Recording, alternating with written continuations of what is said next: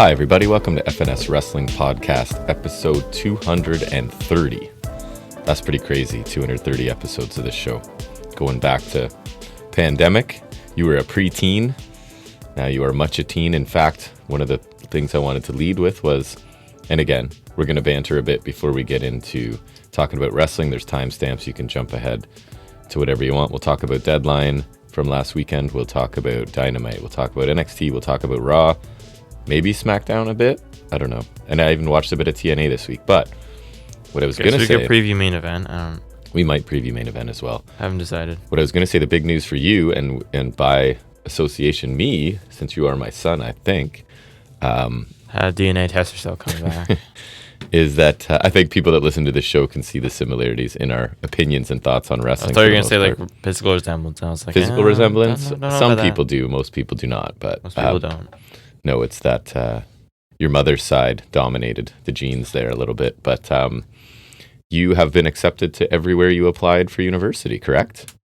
In fact, maybe. Senior. Well, it's only one spot, but two spots, I guess. But. Same school, different campuses. Two campuses, three programs. 2 campuses, 3 programs, technically the same school, although one is a combination of a university and a college, which in Canada we differentiate. I don't know how the States works in that department, to be honest. But so that's super awesome, and that's like early acceptance, right? You haven't even started the second semester of grade. No, I don't have to accept until like May. So of grade 12, which is what Americans call their senior year. And even if you're on pace to earn a bit of money, yes, scholarship, si, senor. That would be also very cool. So congratulations on that. That's what's new in your life. So exciting news in your life, not so exciting in your younger brother's, who's gone through a feet surgery. So he's getting a little bit of time off basketball and school to recover, keeping up with school. He's working from home for a few days this week. Yeah. Seems to be moving around okay. So we're hoping the recovery's anywhere from a week to 3. So we're hoping the shorter end of that, so he can get back to playing basketball, because I need him on the high school team. He's our most important player, I would suggest. But anyways, that's... most valuable player. Neither here nor there. I just want him to get better and not have to deal with his annoying feet anymore. So anything else exciting happened to you? Got like finally seasonally cold. Seasonally? Yeah, it was real bad. I guess I don't know. Cold. Like we're down to like, it was minus 18 Celsius with the wind chill a couple days this week. So yeah, it was not great. There was like the one day where I froze my face off, basically. And you have like a 10-minute walk to school, and it was freezing. So I'm cold. like operating with the face cover now. Dusting of snow, but nothing crazy still. Anything else you... I don't have anything. One more week of school and work for you and me, and then off for 2 weeks. Oh, great. For the holidays. No major plans other than to, I don't know, celebrate Christmas, I guess. And I suppose. Probably get together with family members at some point. Driving again. Oh, yes, and you're going to be driving around a lot. Your driver's test coming up, so that should be exciting. But yeah, I don't know what else is really going on. I'm just trying to battle through. I am feeling better. That illness I had that was lingering for like a week and a half, almost 2 weeks, seems to have gone. I got my normal energy back. I don't know if it'll come through on the podcast or not, but I've just been exhausted, like just doing the same things you do every week, but just barely surviving and then coming home and sleeping. So, and your mother seems to have recovered from it quicker than me. So I think we're all healthy. I can't believe you and your brother haven't caught anything yet. But yeah, I was like slightly sick a month or 2 ago, so I guess it kind of maybe you were the first one, and then it lay dormant with me. Yeah, maybe. So maybe it was your fault. I wasn't as bad. But anyways, it's just like sore throat, headache, exhaustion, nonsense seems to... Pretty much what I was doing, the one when I was sick. Yeah, the worst seems to be over. I think we're all on the mend, feeling pretty good. It's been kind of going around in general, though. Oh, my goodness. The number of people I deal with who are sick right now, or specifically seems to be walking pneumonia, seems to be a popular one right now. I don't quite know why. Yeah, it's been teachers and students I've noticed getting sick frequently. There have been many absences at your school in both of those capacities for sure. So hopefully everyone's feeling better and get some time off to heal or whatever they need and spend time with their families. Hopefully you guys are going to have some good holidays, our listeners coming up. And I don't know, I don't really have much else to talk about, so I figure we should get into wrestling. We got a bunch of things to talk about again. Yeah?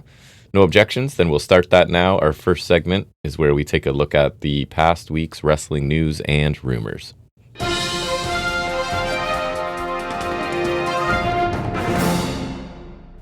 I don't know about you, but it was another really boring week of news for me. There were a few interesting things. Okay, good, because I didn't think there was. So maybe you found some things I didn't, which would be nice. But ratings-wise, NXT this week averaged 680,000 viewers, which is up 14.7% and earned a .17 in the key demographic, up 30.8.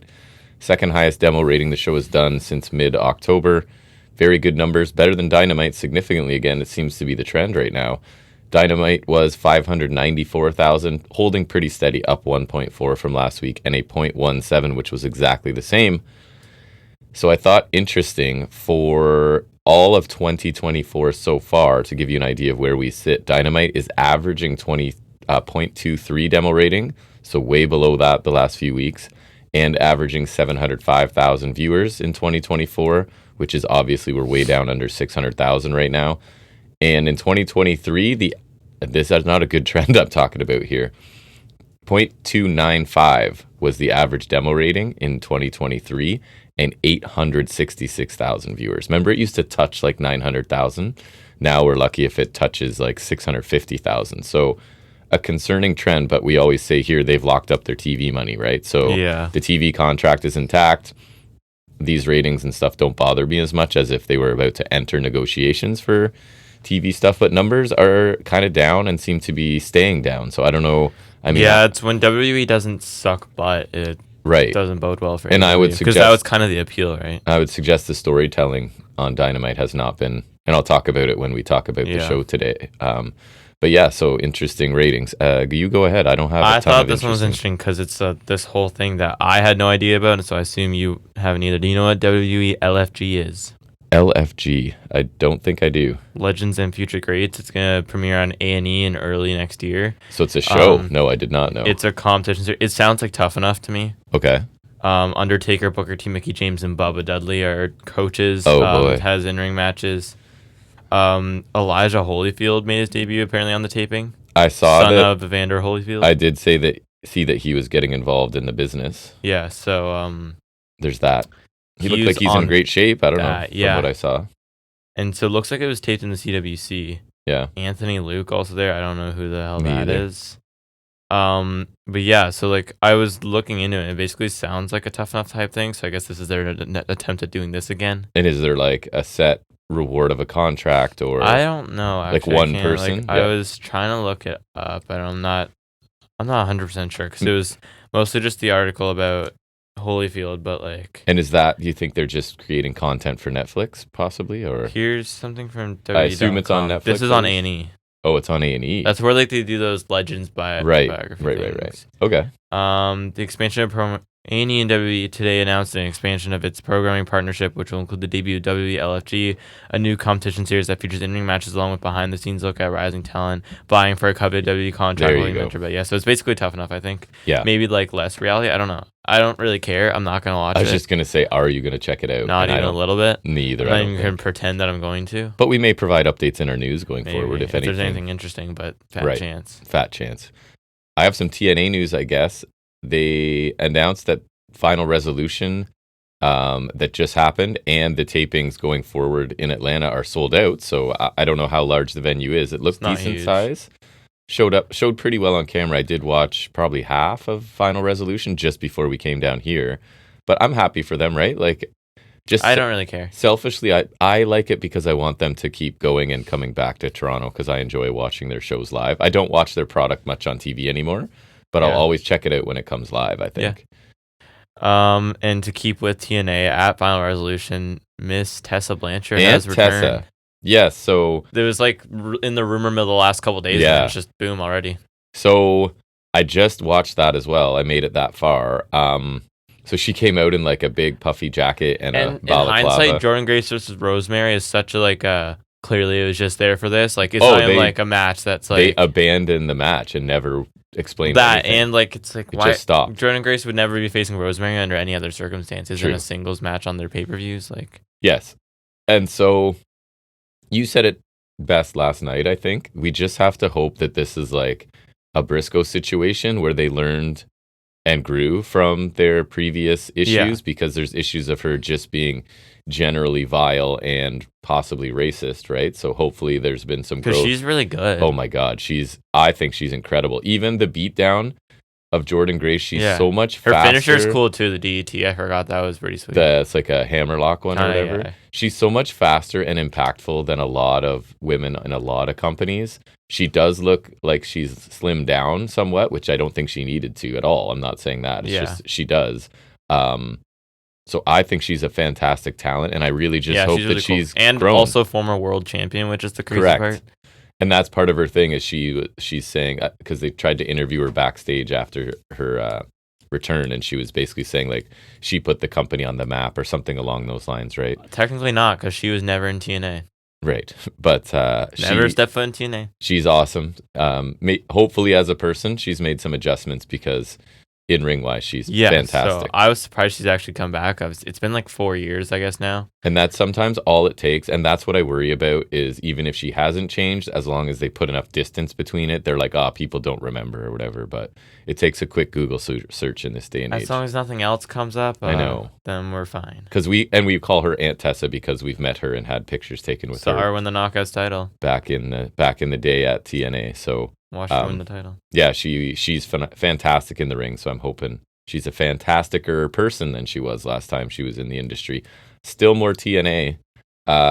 Wrestling's hottest free agent. Did you hear who left TNA? I can't even say that with a straight face. Dana Brooke. No. So it's AJ Francis. No, you wish. Rhino.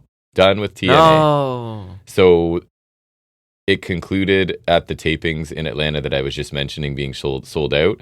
I think it was in October, he was inducted into the Hall of Fame in TNA. He is 49 years old. Absolute unit. Not retiring. He has an upcoming gig with GCW. So not retiring, just done with TNA. And he was once really cool as an ECW fan back in the day. But 2000. Right, which is 25 years ago, basically. So I'm not going to miss seeing him in TNA. Not that I watch it a ton, but when I do, I don't need to see Rhino. Favorite. He was my favorite. Go ahead. Anything else? Apparently, there are going to be very few pay-per-views, WWE pay-per-views, and no WCW pay-per-views on Netflix for at least a few months. Oh, wow. For the first few months. So they're just not going to be anywhere? Or at least for a while. For international people, because we don't have the option of... Yeah, and so... only Raw will be on the Netflix in the US, and I guess everywhere else we're getting like NXT but there's some pay-per-views, like there's select ones. Okay. Like here's your who's who of pay-per-views here. Judgment Day 2008, Elimination Chamber 2024, ECW December review available. True. And Extreme Rules 2022. Well, those are the ones I would look up, right? Yeah. Those would be the first ones I go for. Only 40 pay-per-views are on there on January 1st. More will be added on February 7th, and then like more in March. So I guess they're going to progressively get there. But your days of watching WCW are like... But why? I don't know. Is it hard to get them on? I guess, or like you want people to subscribe for longer. Like I don't. There's got to be some angle there. Don't you think you would draw the most subscriptions if you say everything we've ever done is here? You should sign up. Like have your own. Am WWE I more likely to there? sign up? Hey, we're just gonna trickle it in. Or is it because they still have the deal with Peacock in the US, so like they're kind of could be phasing it. Yeah. Or uploading is really slow. I don't know. I don't know things. I don't know. I'm sticking with TNA.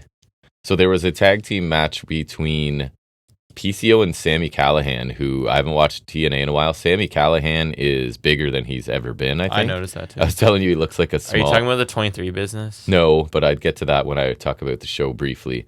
And there's rumors on that. So PCO and Callihan, the Rascals, and then it was Jake something and supposed to be Hammerstone. And apparently Hammerstone is injured just before. So Jake something wrestled on his own. I kept expecting like... some partners, Diener maybe, because they were partners. Some partner's gonna come out, mystery partner or surprise partner, but no, he just wrestled by himself. So I don't know what the deal was, but no further details on the injury, but he's out right now.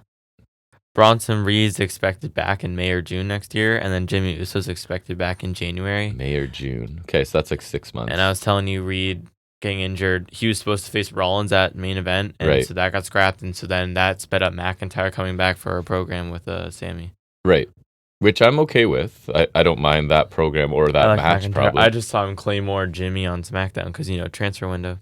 Oh yeah, the transfer window. That's why Braun's on SmackDown, and I'll talk about that later. So you probably don't know where the transfer window came from, right? well, I don't know if came from, but they do it in college basketball now, maybe football as well. And it's called a transfer portal.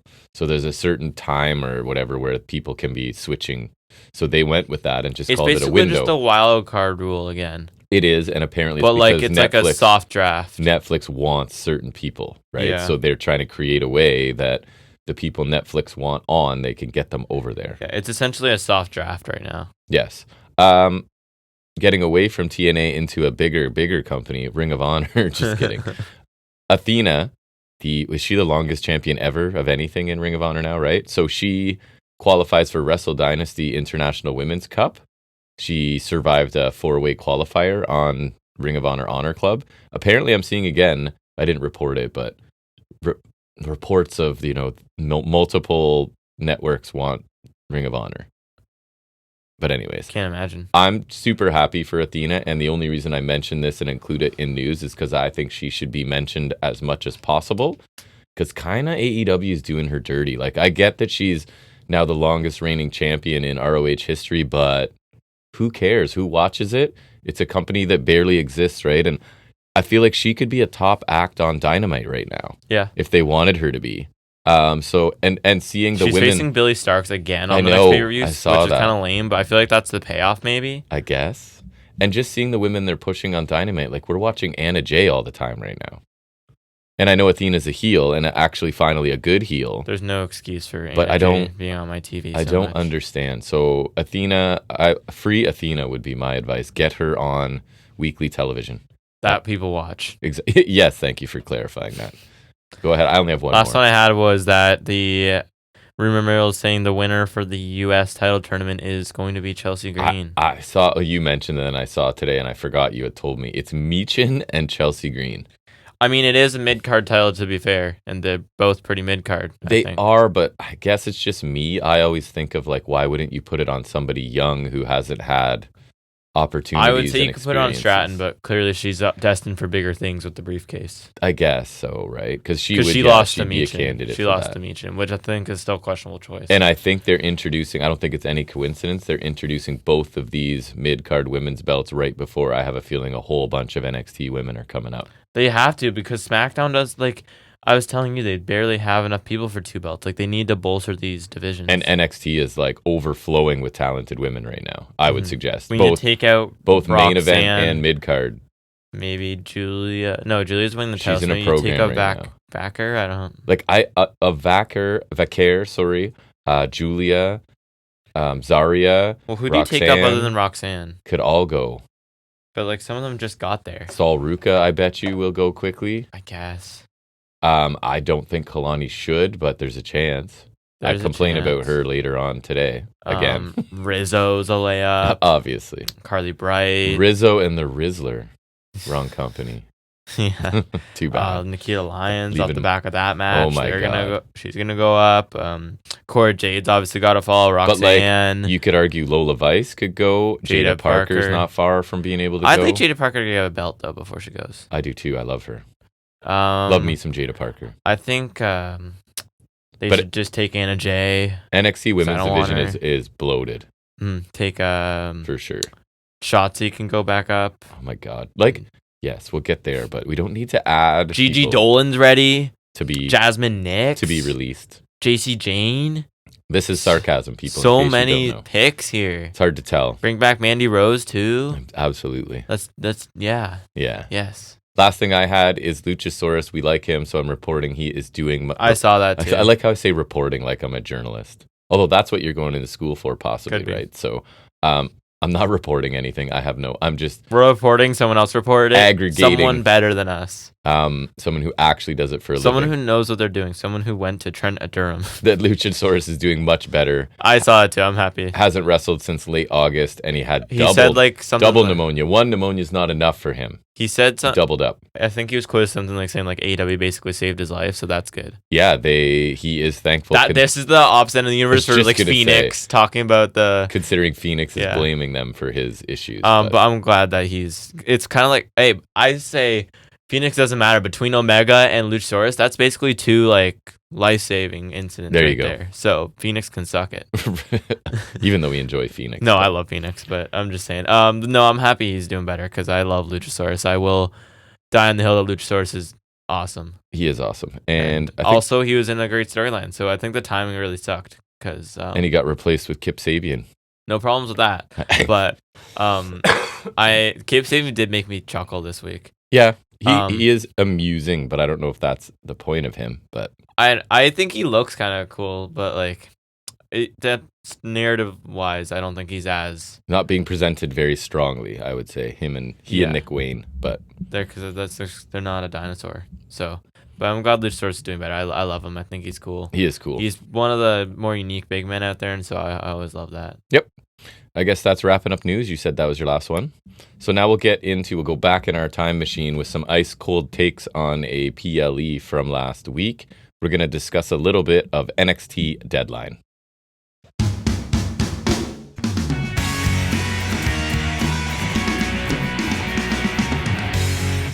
Oh, that's creepy. So NXT Deadline last week, I didn't take notes in the moment, so I went back and sort of compiled some off of other people's recaps and whatnot. I just decided to sit and watch it this time. So I just saw this weird AI post. It's this horrible belt, and it's Punk, Owen Hart, and Eddie Guerrero. That's just weird. And it's AI, you said? Yeah, well, it's just weird looking. That's Two of those guys are hard to get in photos. Yeah, Punk's like long deceased. Right. So I thought we'd start out by just now that you watched the show, your thoughts on the match type still. I like it. I'm on the record as really liking it. I want it to be in 2K because I think it'd be fun to play. Yes. And also, I think since they didn't even brand this NXT, like it was WWE Deadline, which I thought was really weird. I think, and it's funny you say that because I believe that is the best thing I can think of is when they move to Netflix, nobody's going to be searching NXT anything.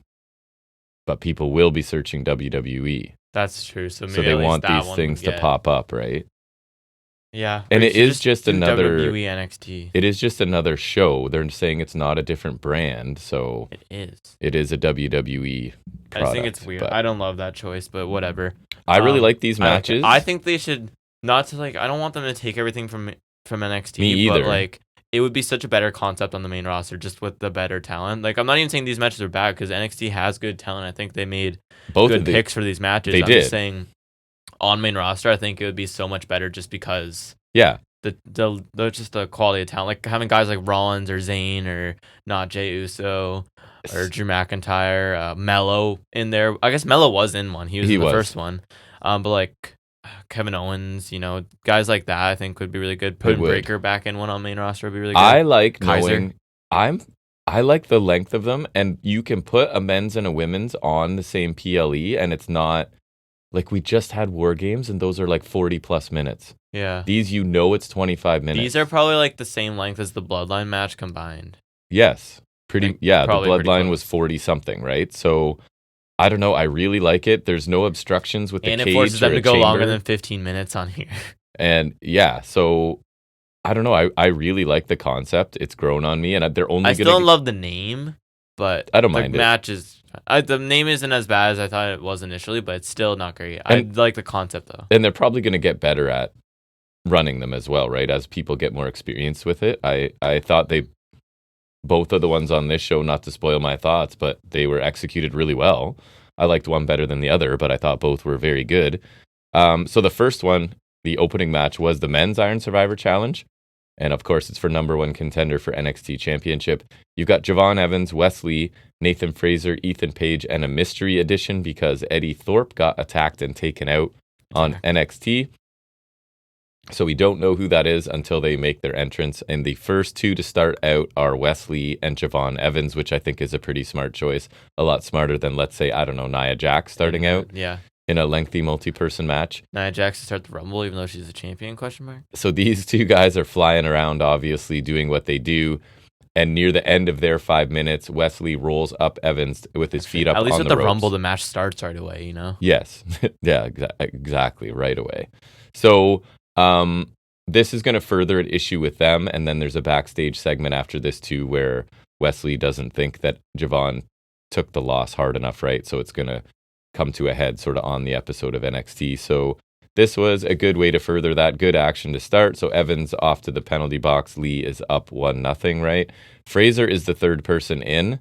Another smart choice. Yes, and he's on fire right away. Yeah, he's so speedy. Nobody faster. Then Ethan Page is next, and he got caught by Fraser pretty quickly with a small package. And so they can't stop bitching him out. They can't. But maybe there's a storyline attached to it. I don't know. At some point, I feel like it's inexcusable, given that he was also the champion when a lot of it happened. Like, I get there's an angle probably, but like at some point, I'm like, you're just almost for sure doing too much damage. Like, you really gotta chill out. I can get on board if the payoff is worth it. We'll talk about it. I don't know. I still can't really forgive his title run. So Page kind of has to be forced into the penalty box because he's the uncooperative heel, of course. And then when his penalty's over, he kind of runs in and rolls up Fraser to get his own fall now. So we have 3 people with 1 fall. The surprise entrance is a returning Oba Femi, right? I think that was a good choice. I do too. I was kind of hoping for Axiom. Yes. But in the long run, I like this better because Oba has to be Trick, right? I would hope so. And everybody obviously turns to watch him. None of them are really thrilled that Oba Femi is going to be there because he is a dominant monster. And so Ethan Page kind of throws Evans outside to face Femi first, and Femi easily takes care of him and lands overrated 2024 Trick Williams. Lands a quick fall there, right? Evans then dives onto everybody, hits Lee with a springboard cutter for his first fall. Then we have Fraser, Evans, and Lee all teaming up to take out Oba Femi.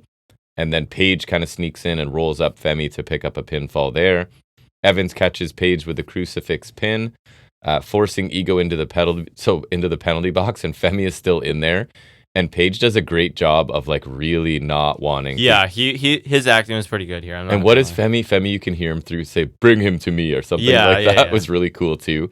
And so he ends up getting in the box, and obviously Femi is just like ragdolling him back and forth into the sides of the penalty box. It looked pretty good. In a nutshell, right? All 5 men pick up 1 fall, and then they're trying to take out Femi. And then close to the ends, Evans and Page steal an extra fall, so they're up. They have 2. Everyone else has 1.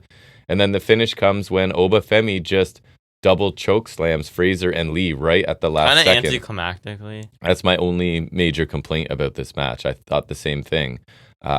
So he gets 2 falls there to end up with 3 total and leapfrog the 2 guys that had 2. So it is Oba Femi winning the Iron Survivor Challenge, and he will challenge, and hopefully FNS Wrestling certainly hopes he defeats There's Trick no Williams. way he doesn't win that. I feel like that would be a ridiculous choice. And Trick's a guy that can move up too.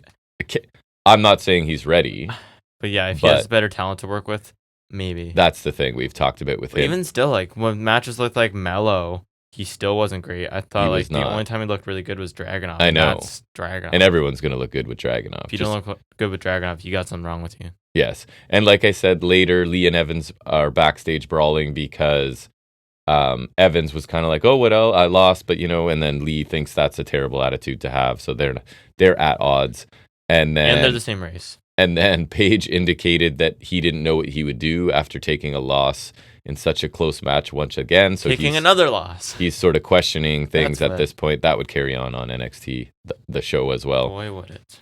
I really liked the match, but like you, I thought I didn't love the finish. I kind of feel like it just like I don't know. I don't mind Oba getting the 2 falls there, but I wish they could have like set up a little more dominantly and less they took like a weak double choke slam. They took like half a choke slam basically, right? And that was enough to pin them. And his powerbomb thing looks usually pretty good, so I feel like doing that would have been a lot more effective. No?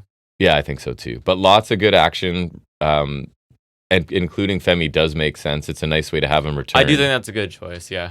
I forgot he was gone since like Halloween Havoc, right? Yeah. When he lost the tails, eyes, and scares. But his dominance and the finish, I don't think helped the other guys look great, but he has been dominant in like most people, so I don't think it's a reflection on that. No, At least, I think the finish is more so the weak part. And Page is kind of selling his disillusionment. Lee is just kind of angry. Evans is kind of whatever because he's so chill, right? So I thought a really good match. Lots of chaotic action. 5 talented guys in there. The finish was my only issue. Let's do over under accurate. I need to pull that up. So yeah, I quite enjoyed it. I thought it was a smart choice for an opener because I feel like the women's one had to be the main event just due to the star power and I just think because it's been hyped up. The new people new talent that are in there of high caliber. Why did it take me to Wikipedia? I do not know. There it is. Is Meltzer's ratings in yet why too? is there nothing there? No votes. We check Cage Match, folks. If you don't know our little Yeah, okay, never mind. Our little angle here. 4.25 from Meltzer, and then 7.57. So I am under Meltzer and pretty much accurate with Cage Match. I went 3 3/4 stars. I thought a very good match, not in the 4-star. I'd go 3.5. I don't think I enjoyed it quite as much, but I think it's still good. Yep. Lexus King is then shown walking the streets of freezing cold Minneapolis. He says the city has a place in his heart because this is the city where he was left out on the side of the road in the freezing cold with no role model to speak of. If you don't know, for context, his father died in Minnesota. Oh, word. So, well, I guess I could have figured. King is trying to prove he's not the same and he's different, and he'll exceed everything he did. Again, like heavily referring to his father. It's not even subtle at all. He still struggles, but it's a fight worth fighting, and it's worth it to be out here feeling the cold chill on his skin. Nothing feels better than that warm air of satisfaction. So, again, the constant reference to his father. And the almost like cringy overdoing the babyface behavior, like trying too hard. It's very clear. But I think it's part of a heel turn and a name change to probably Brian Pillman Jr., I would think. I think so, and I'm interested to see where that goes. Me too. I thought his performance in this vignette was really good. I don't know. It's just kind of cheesy to me. It is cheesy, but I think I don't know. His babyface character is intentionally cheesy, I feel like. Yeah, I mean... And he's better in the ring than he has been, for sure, too. That's a low bar. Then they show the No Quarter Catch crew getting ready. And then we also see Zarya. Do you remember how she was warming up? She was like... what was she doing? Lifting a guardrail. Oh, yeah. Right. Yeah. So that was kind of funny. Wasn't there someone that was like warming up doing a handstand? Was that Ruka? That was Ruka, obviously. Okay, yeah. Because, she's very athletic and flippy. I actually didn't know that. No, it's not her brand at all. We get a video package kind of summarizing the Jada Parker Lola Vice issues, which have been going on for a couple months. And Jada Parker picked up the first win, right, with a brick to the head, basically. Right. As one does. And we do get their match, and it is in the NXT Underground. Everyone's favorite match that is great from the pandemic and also good. And it's becoming kind of Lola Vice's match at this point, right? That it is. So a whole bunch of PC talent, although they called them fans, right? Come down to the ring. I think, I understand when they had this in the pandemic and like Raw Underground because no fans, so right? It was also the fighters. They're like coming up from the apron to fight in there. Yes, but I don't get it now because I like even in the PC, it's like I guess it's a smaller venue, so if you really want more noise, sure, it's still stupid. But like when you have an actual crowd, especially in an arena like this, I think having the people crowding in the ring and making it more noisy and like more crowded is so stupid. Especially how annoying it is. But I just think like if I'm there. Like, we're the crowd. Yeah. You know what I mean? Like, we got this. Yeah, like... Yes. It's like they don't trust them to be hyped enough for this weird match. And these clearly are not fans. They are all We all know people. The gist of it. Like, we all know. And it annoys me. It takes away a bit from me. Also, I think it does, for sure. The really low lighting isn't something I need either in this. Yeah, and then also takes away from the actual fans. Again, like, it's so weird to me. Right. So it is underground, so no ropes, etc., etc. Parker lands an early spinning back elbow. Vice misses her spinning back fist and her hand collides with the post, right? So that becomes part of the overall story with Parker trying to target that, including wrapping Vice's martial arts belt around her hand and using it to send her into the post a few times. Parker hits a running hip attack to the right hand against the ring apron. And Parker has Vice trapped on the mat, takes off Vice's glove, right? And puts it on and starts punching her with it. I don't know what the point of that was, but anyways, it was something, I guess. And then Parker does her teardrop butt splash onto Vice's right arm onto the steps as well, spinning back fist by Vice, and then basically Parker passes out to some form of the Anaconda Vice, basically, I think. Yeah, I don't remember exactly, but it was kind of weird looking. And Lola Vice remains undefeated in NXT Underground. How long was this match? I felt pretty quick. 10 minutes. Yeah. So basically just shy of 11 minutes. So I thought it was pretty good, but again, the underground stuff doesn't do a lot for me. It's cool that they're trying to make this Lola's match because I like Lola, but on a card with 2 Iron Survivor Challenge matches, this stipulation doesn't really deliver for me, right? I don't find it very interesting at all. I wish we had gotten a Heritage Cup match instead. Or just a regular match or some other stipulation. That's fine. Here. That's what I'm saying. If we were gonna go with stipulation, I would like the Heritage Cup because that's a cool stipulation and also one that I find suffers on TV. So like I remember the Dar Butch one from last year was really cool. Yeah, that's because I love Heritage Cup. Got time to breathe on a PLE, right? So that's why it was Instead good. Instead on of missing round 2 or 3 to a commercial. That's break. why it was good on UK too, because that was on the network, so it was never gonna get interrupted by commercials or whatever. Both of these women have a really bright future. I think it's a good chance that if they don't get called up, both of them will hold some sort of titles in NXT. Yeah. They now have 1 win apiece as well, so I assume we're getting a third match somewhere. Your thoughts, and then over/under accurate? I don't love these matches, so it really doesn't hold much interest for me. Yeah. I don't even remember paying attention to it much, if I'm being honest. Yeah, because you don't watch the weekly product, so for me, I'm like, okay, I kind of know what's going on in this storyline and blah, blah, blah, so Yeah, and I know the gist of it from what you And I'm old. Even still, I just don't, and it's just not a stipulation I like. And I'm old and not a digital guy, so I don't watch my phone while I'm watching other things too often. Sometimes. So over/under accurate on this? This one's 3 3/4 from Meltzer Under. and 5.59 from Cage Match. Over. I went 3 1/4. I'll go 3. 3, yeah. I thought it was like a bit better than average. It's not bad. I just don't think the stipulation's very enjoyable. Yeah. We then get a vignette wrapping up sort of the Chase leaving Chase U the final time, and the point was that as he's carrying his box of belongings out of the building, somebody calls him's name, right? So clearly it's going to lead to something. We don't know who it is yet. You were saying Bodie Hayward? That's my joking pick. I think that's not a bad bet. I don't remember why it got released. But in these situations, I'm always hoping for either they're debuting somebody or somebody's returning, right? If it's or repackaged or whatever. It's just some goober from NIL. Right, then I'm not going to be super thrilled. Oh my God, heated football. And remember the phrasing they would use to sort of leave the door open for Chase U existing? It's like, it just can't be the people I can't remember before. How it was they like Chase U as we know it, right? Or yeah, something like that. They kept being that kind of thing. Yeah, so it's just you got to get new students. The end of Chase U as we know just it. Get new students. Right. And so we'll see how it goes. And then we see Fraser and Axiom backstage ahead of their match. Fraser's midsection is all taped up, and he got busted open. We didn't mention. Pretty gnarly. During the Iron Survivor, so his nose is all taped up as well. But they're sure they're still going to be fine in their tag team championship defense, and that is next. It is Fraser and Axiom, as we call Fraxium, and I think a lot of people do at this point, taking on Tavion Heights and Miles Bourne of the No Quarter Catch crew. So I was hopeful for this match, right? Because I love Fraxium. They're going to be my tag team of the year. I think so. And I think there's a lot of potential with Heights and Bourne.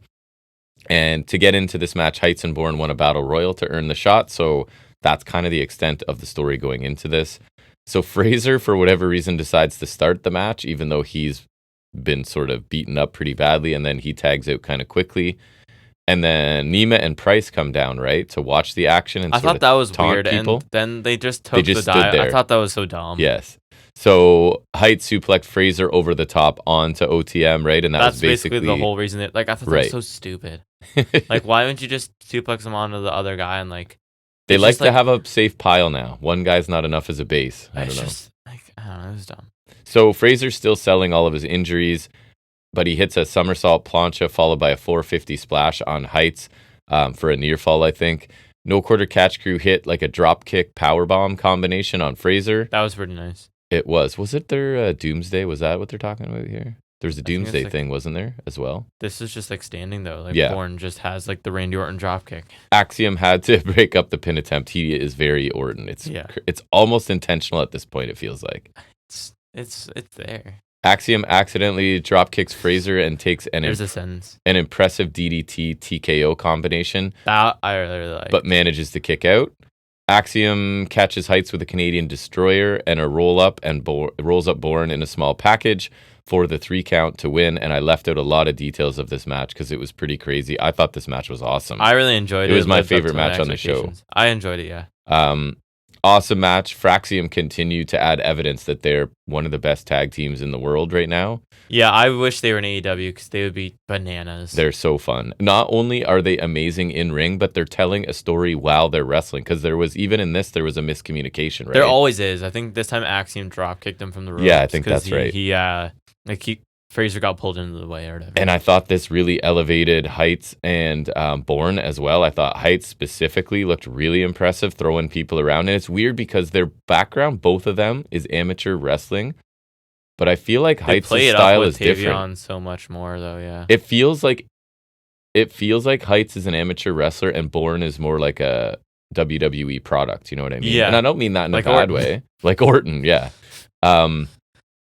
I actually thought they could win, right? And we made picks on this. And this is actually where I changed my pick, and that actually ended up saving me. So we picked all the same, and you changed this one just so we weren't all the same, and this is what ended up winning. Oba destroyed of course. our picks right away. We didn't know he was in. Which is unfair, but also we didn't pick Julia, so... True. So we didn't do great on this one. Wouldn't have been there either way. We did take Trick, though, so at least we kind of covered that one. So I did believe there were opportunities for I think the underdogs to win here. I'm happy the champs retained, though, because I do like them. Me too. I don't want their title reign to end. No. I don't want them to break up. I think No Quarter are a decent choice, though, regardless. Yep. This actually was my match of the night, and I don't think I would have predicted that coming in. And for me, I've said it before, but Fraxian were always, for me, a reason to tune into the NXT PLEs or even the weekly show. This one I would have watched anyways because, like I said, the Survivor matches are interesting. But I think it was, I don't remember the one match they had.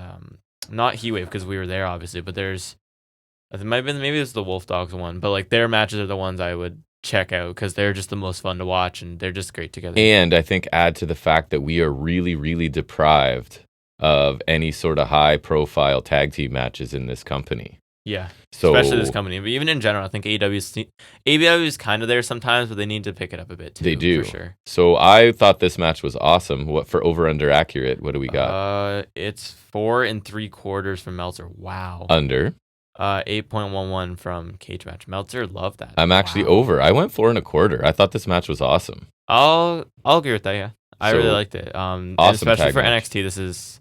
God, I can only imagine how it would have been in Black and Gold. I really wish Fraser and Axiom were around back then because they would have been awesome. Amazing. And for Heights and Bourne to get a 4 1/4 star out at this point in their career is a nice feather in their cap as well, right? So then I think things kind of hit a lull here, which is very unfortunate. But not unexpected. Because it's their championship match, right? It's Trick Williams. This is the issue, though. I know. Right? This is the exact issue. Trick Williams defending against Ridge Holland. So Trick comes out with black tape on his neck and upper back, and Holland's taunting that injury before things even start. Holland has control on the floor until Trick fought back with a headbutt, sends Ridge into the ring post, jumping neckbreaker, belly-to-back suplex by Trick. I don't think I included it, but at some point, I don't know if you noticed, they teased the spot that broke Big E's neck.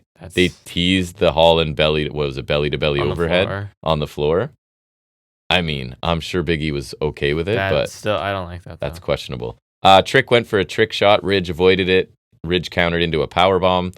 White noise as well, but then he misses a top rope headbutt. Holland threatens to hit the Redeemer on the announce table again, but Trick sends him to the floor with a back body drop instead. Holland ducks Trick. Trick got his neck trapped in the ropes. Remember, it looked really clean the way he did it? Yeah, he just went over. But then they didn't do anything. Yeah, Holland it was kind of useless. Like super mega heel Ridge Holland just stands there and lets the ref help him get out. Like didn't boot him, didn't do nothing. But I guess the point is Trick's neck's already sore and taped, right? And this is adding further damage. But anyways, I guess, but still. But Holland then did hit a Redeemer coming out of that for a pretty good near fall. Holland starts focusing on the injured neck of Trick a bit more. But long story short, Trick kicks out of the Redeemer and hits the Trick knee to win the match. What was the length on that? 15. I wrote that one down. That one was 15:51, so just shy of 16, I guess. So I thought this was probably about as good as you're going to get from these two. 15 minutes, and they told a story of a vicious Holland attacking the weakened neck of Trick and Trick being resilient and coming through anyways. I don't enjoy Trick. You don't either. He does get a reaction from the crowd. He gets a reaction. I won't deny he's over, but that's kind of like Jey Uso. I don't think Jey Uso is very good in the ring either. Right. It's not anything really substantive other than he says yeet, and people have latched on to that. Whoop that Trick. Exactly. And Trick just like his comeback for is just like punches, leg Larry. It's like you can basically call it all. Like I can call it right now. Which I think you enjoyed it too. We'll talk about it.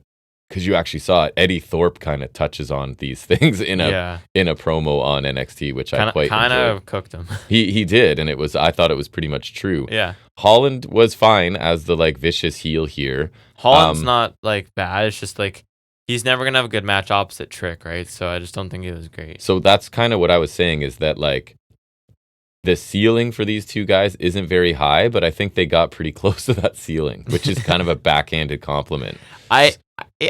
Yeah. So what's over under accurate for this? That's 3 1/4 from Meltzer and then 4.58 from Cage Match. So I went accurate with Meltzer. I said 3 1/4. I think the Cage Match is pretty hard on them. Like, this was a fine match. I thought it was above average, so 3 1/4 stars for me. It's 3. I just don't like Trick matches. Yeah, there's a ceiling on them, right? And there's a ceiling, and it's far too low for me to enjoy. Right.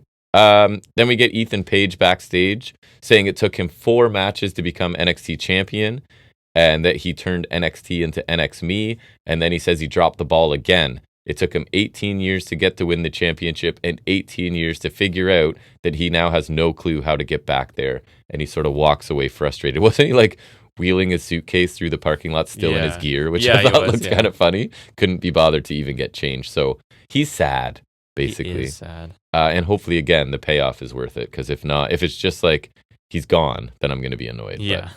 So the main event is the Women's Iron Survivor Challenge, as we kind of expected. It's Julia, Ren Sinclair, Sol Ruca, Zarya, and Stephanie Vaquer. Zarya? Stop it. You're trying to plant that seed. I know you are. I think I've got it, though. I think I'm good. I almost struggle more with Vaquer, because we said Vaquer for so long. Well, not so long, but as long as we've known her. So it is Julia and Ren Sinclair starting the match, and they're starting it with holds and counters, which Sinclair seems to be pretty good at, right? Which I guess is probably why she's in the no quarter catch crew. That would explain it, yeah. Yeah. So they're trying to get pinfalls early on each other to get the advantage, and then Ruca comes in third. She's on fire. Springboard attack, spinning slam on Julia. She then caught Ren and delivered a power slam for a 2 count. I think it's Julia in next, and she ends up hitting a Northern Lights bomb on Ren for the first pinfall and point scored in the match. Zarya is the 4th entrant. Zarya? Pump kick and a clothesline. Zarya double suplexes Julia and that Sol was pretty Ruca. It remember, was. Like, she's a beast, man. Didn't Cross do that in NXT and he injured Danny Burch or something like that? Probably just cranked his neck, I bet you, because so maybe it was Danny Burch's fault. He's supposed to Martin Stone. Right. From Collision. Julia headbutts Zarya, and Sol Ruca jumps off the turnbuckle with a double soul snatcher. I don't think it was perfect. But both women roll out of the ring, so she can't follow up with a pinfall. I think that's still such a dumb finish. Ren gets back in the ring just to take the soul snatcher pinfall. Ruca earns her first point, and Ren Sinclair's going back to the penalty box where she spent a bunch of time. Vaquer was the 5th and final entrant. She has a springboard attack right away. She puts her boot in the face of Sol Ruca, followed by a running knee attack. Julia and Vaquer are now staring down, and the crowd sort of anticipating that, right? Seems to be a program we're going to spin into, probably. They went up and down the road together. That's right. Zarya pulled Vaquer out of the ring and sent Vaquer into the penalty box. Zarya hit a spear to counter a move from Ruca. Zarya put Julia on her shoulders, did a cannonball into Vaquer against the turnbuckle, right? So that was kind of a cool spot, just to demonstrate Zarya as a powerhouse. She then hits the F5 to Julia. Her F5's it's got a different kind of stink on it. It does. I like it. It looks good. So Zarya now has a point as well. And I think, was that the first point that wasn't at the expense of Ren Sinclair? I think so. Vaquer goes up top. Julia meets her there for a superplex. Ruca splashes onto Julia, hits a German suplex. Ren goes after Vaquer, who counters something into a pinfall. Ren Sinclair does. So Vaquer... Oh, no, sorry, it's Vaquer. So she picks up a point there. Then with about 1 minute left, Ren gets a sunset flip on Sol for a pinfall with about 40 seconds. So now Ren Sinclair has 1 point. Now it's a 5-way tie with about 30 seconds left. Ren is trying to, I think, inside cradle on Vaquer for 2. Zarya gets back in the ring with a double spear on Ren and Vaquer. Julia comes back in, connects with the running knee to Zarya. And Julia picks up the final pinfall. Surprised she pinned Zarya. For 2 points. Vaquer has a last chance, kind of tries to roll up Julia for 2, tries something else, and time runs out. Julia hangs on and wins with her 2 pinfalls. I really like this match. I was surprised that Zarya, damn it, there you go. I was surprised that Zarya took the final pinfall. That one was on purpose. Got him again. I was surprised she took the final pinfall. Yeah, I would have kept her strong. I would have not pinned her at all, but I really like this match, and I figured I would, considering the talent involved. But here's something that stood out to me that you might be surprised. I thought Ren Sinclair stood out here. Really? Not in terms of in-ring work, but being the fall person and really selling just almost comedy, getting And, pinned by everyone and going back to the penalty her box. Desperate kind of last fall there. Her reactions are really good. She kind of cleared the way for the other women to do their thing. Yeah, she's got some good character to her. And so I think, yes, like wrestlers who can do what Sinclair did in this match generally have long careers in WWE. Yeah. Will she ever be like a main event champion? Probably not. Like a Grimes. But she could do what they give her. She can sell her personality really well, right? So I feel like that came through. I thought Zarya got really good power spots, as she always does. Vakir and Julia are kind of teasing a program together that seems to be what everybody wants, and I'd be fine with that too. Ruka was great in the role of like just the super athletic babyface in here, and she got to hit her finisher multiple times, which is what the crowd really wants. So I think everyone got a chance to shine in their own way. Really strong main event, and I thought like another example in support of these matches, right? I find them more consistently enjoyable than War Games. I prefer both of these to War Games. I don't enjoy War Games as much since it left NXT. And the part of the problem was the women's War Game, we said it was like a cobbled together group of people. Yeah, it was kind of a waste. And this is just this is like easy stakes. Because it's a number one contenders match, it's always going to be a cobbled. Like, that's the point. You don't need to have any backstory. Which is another benefit it kind of has. Yeah. Other than the tag match, this was my favorite match on the card, and it wasn't super far behind. So, what were your thoughts and over under? I enjoy it. I think like the talent pool here is really good, and like as long as they keep developing the right ones, the NXT's women's division is really strong. It is. I still think I would have picked Zarya because I don't know if I need Julia going on it again for the title, but it's not a bad choice. Like, it was always going to be one of those three anyways with them and Vacker. Yeah. But I liked it. I think everyone played their role well. Yeah. 4 1/4 from Meltzer and then 8.5 from Cage Match.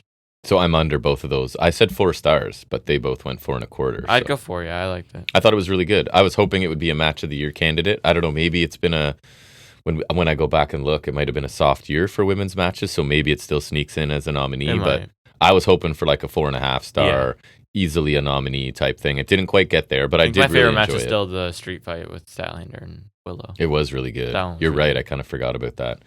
So yeah, overall, 3 of the matches on this card I thought were very good. 2 of them being 4 stars or more from me. Underground and NXT Championship were totally fine. So overall, I thought this was really solid, quick pay-per-view, easy to digest, I would suggest. Yeah. Right. I did the math. It tells me that the show earned a Canadian B, which is basically like 75%, and I think I agree with that.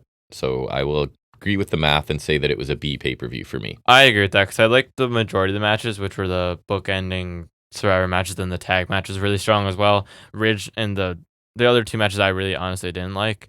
So I think actually I'll go a little lower because I'm not as on it, so I will go with a B-. But it was still like a solid show, not a complete waste of time or anything. And just really quick, right? And over with and done. Yeah. So solid show. And now we will shift gears into some weekly television. As we give you our most in-depth review every week, it's taking a look at this Wednesday night's episode of AEW Dynamite.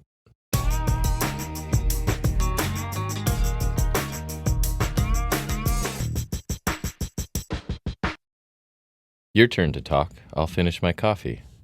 Let's talk about Winter is Coming. Winter has come. Winter done came.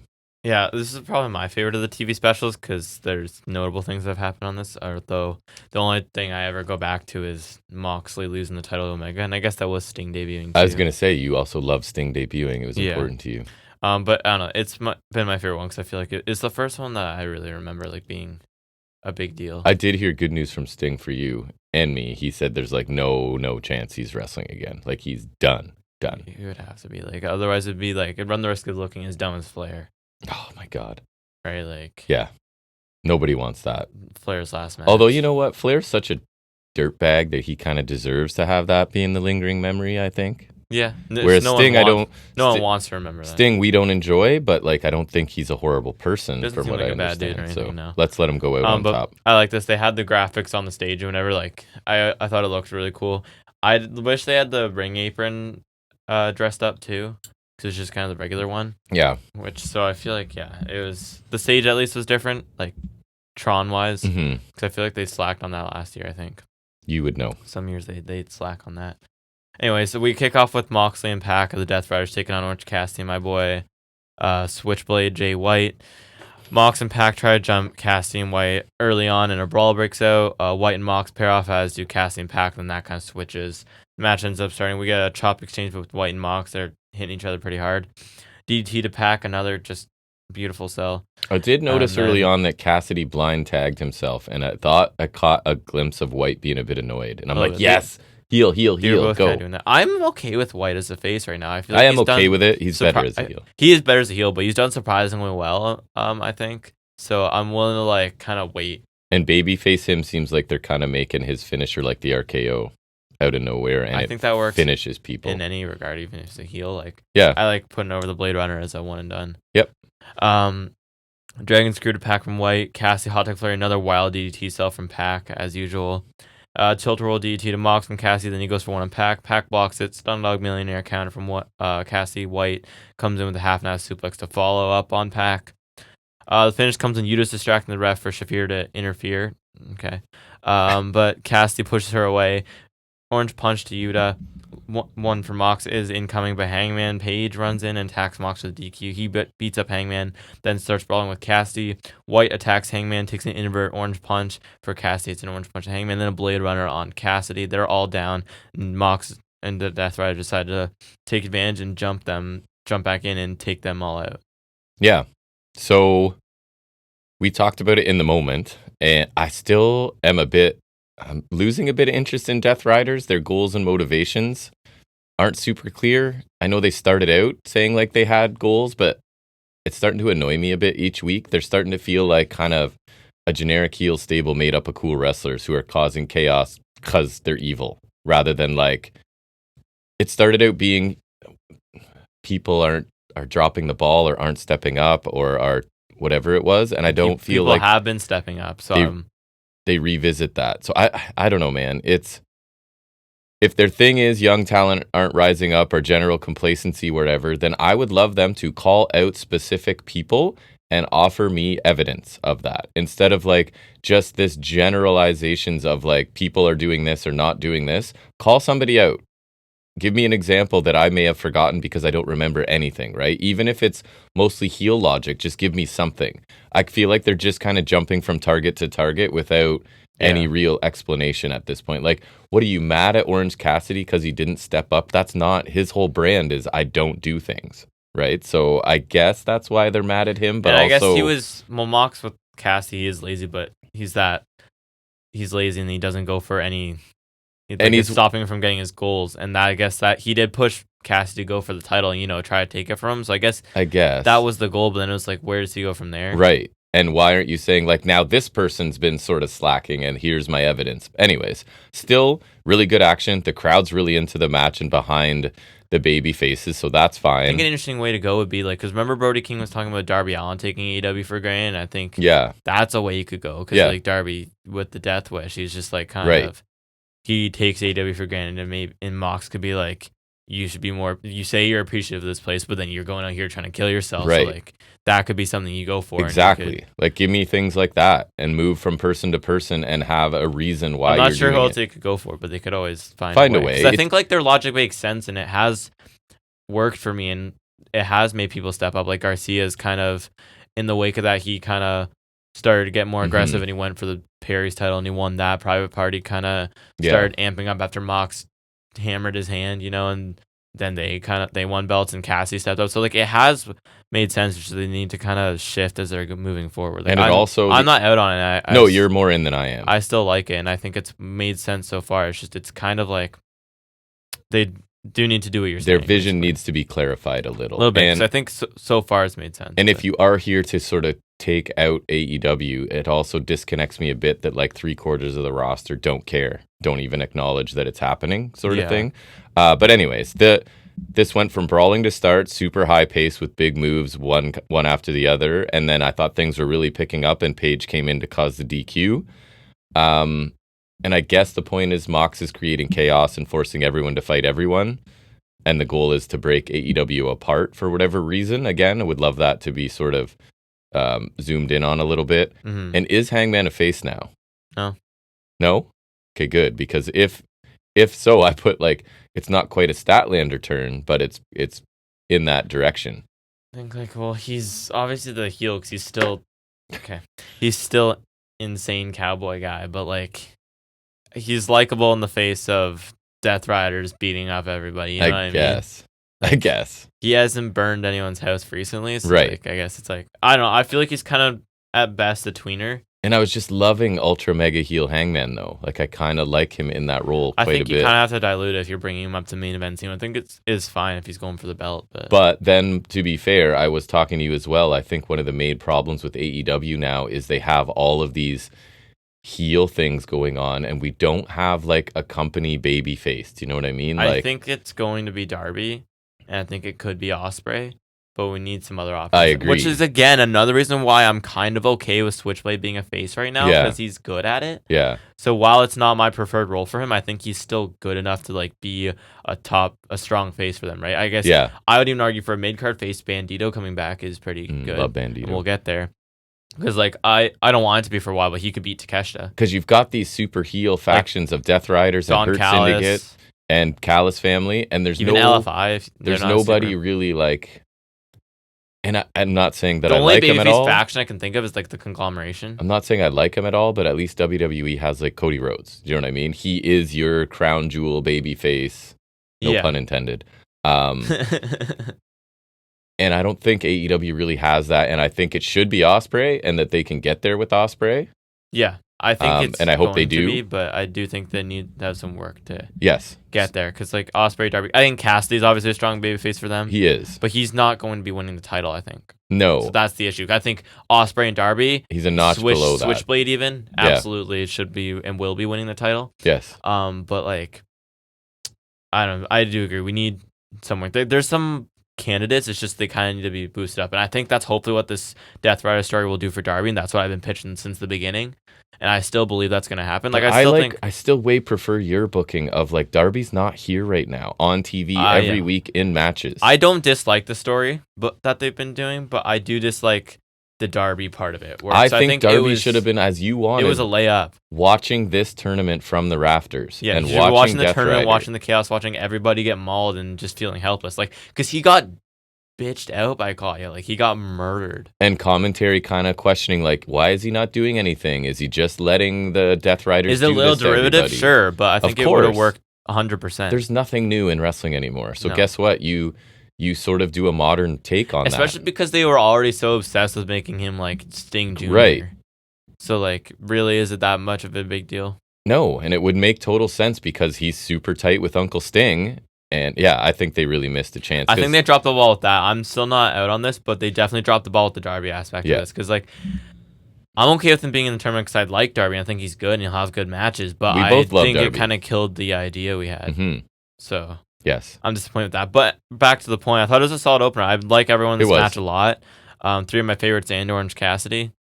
But I was saying, I guess I'll lump him in that category. I do really like Orange Cassidy. Hey, he won us over huge with his title run. Last year, yeah. That's true. He did win me over big time. That was one of my favorite title runs ever. And that was, like, that's the kind of compelling story that we're missing right now. That was a compelling story with a baby face, right? Yes. Swerve could be a top baby face. I forgot about him. And going back to, like, Hangman Page. Hangman was their baby face, I think, right? Yes. Like, he was that kind of Cody. It's just...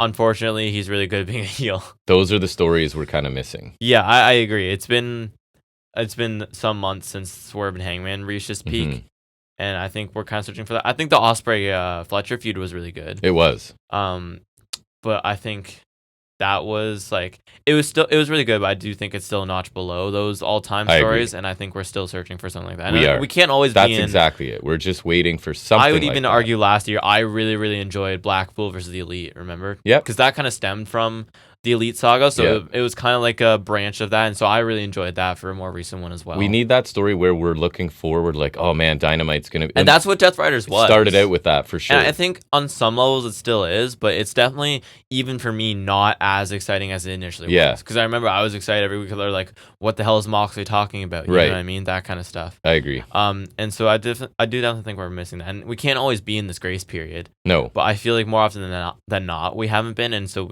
I'm really hoping Hangman next year. Is like I feel like we said that, and I don't think they've had a bad year this year. Like I said, Swerve Hangman was peak, and I thought Samoa Joe was fantastic. In ring, never disappointing. That's right? why I still love AEW. Always, to me, and for what we like, it's better wrestling on a weekly basis. AEW is always going to be better to me just because it's what I want. Yes. It's a WWE roster of guys has some I good love. stories, but it's just not what I want. It's a roster of guys I love working a style that I prefer. Yeah, basically. WWE, like I like some of their stories, but I really enjoy some right now. If I miss their PLEs, I don't care.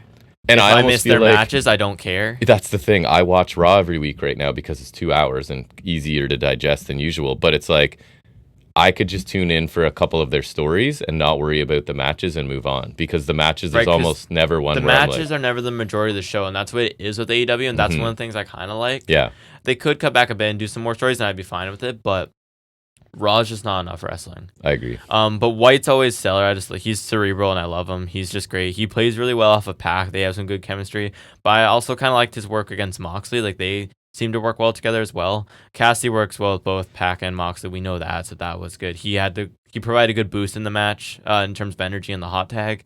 I'm not a huge fan of the DQ finish personally, as I feel like we had it pretty recently, even though I can't remember what match Even though it was. AEW is not supposed to really do that, I feel like it's happening more often. It has lately. I didn't mind it last time. I don't remember what it was. I don't either. I swear if you don't remember, it there's was no chance I do. Yeah. I don't mind Hangman coming in, but I kind of wish it was post-match, you know what I mean?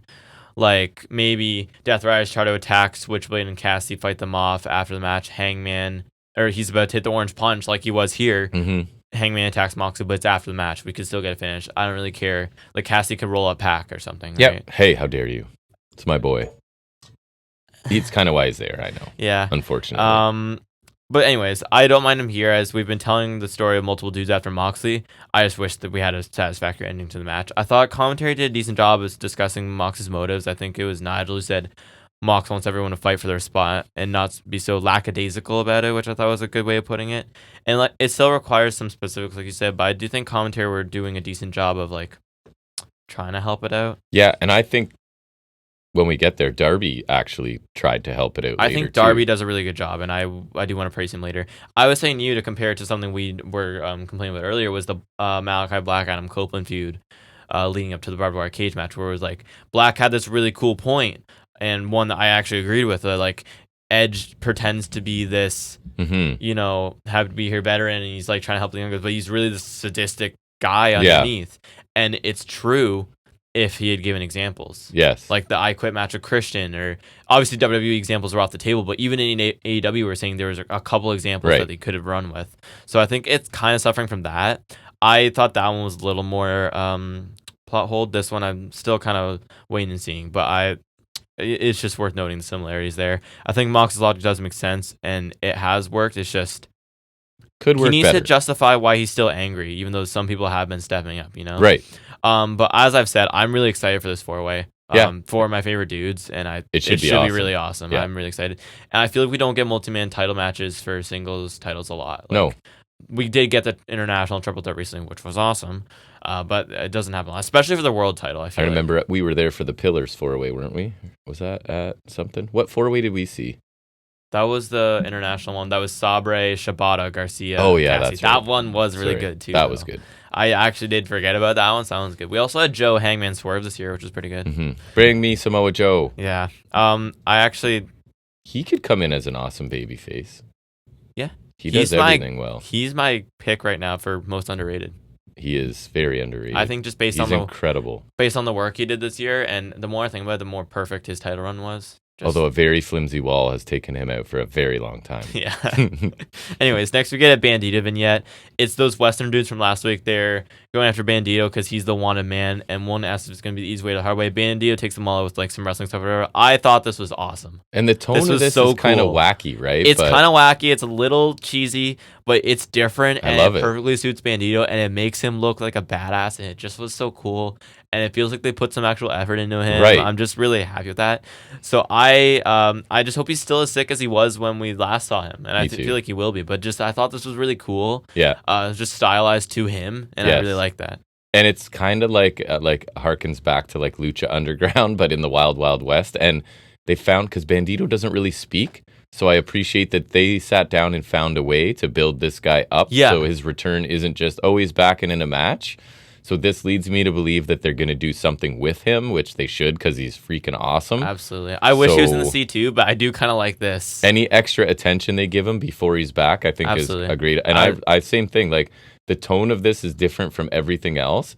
But I think that's good. You can have multiple... It makes it stand out, and it makes me enjoy it. So I really enjoyed it, too. I agree. I thought it was really cool, and it was a nice follow-up from last week, so I don't know if he debuts, or not debuts, like as a return match soon, or if we get another vignette next week. I don't know, but I think this has been really cool. Yep, me too. And just a pleasant surprise, for sure. Then we get a Mox promo backstage with the Death Rider people. Claudio is actually there, and I was like, oh, I haven't seen him with them in, like, weeks since the tournament started. Moxley talks about being a marked man. He says he wouldn't have it any other way. He says it's the only way to live and feel alive. He said all these guys are all about their ego, wanting the next title shot.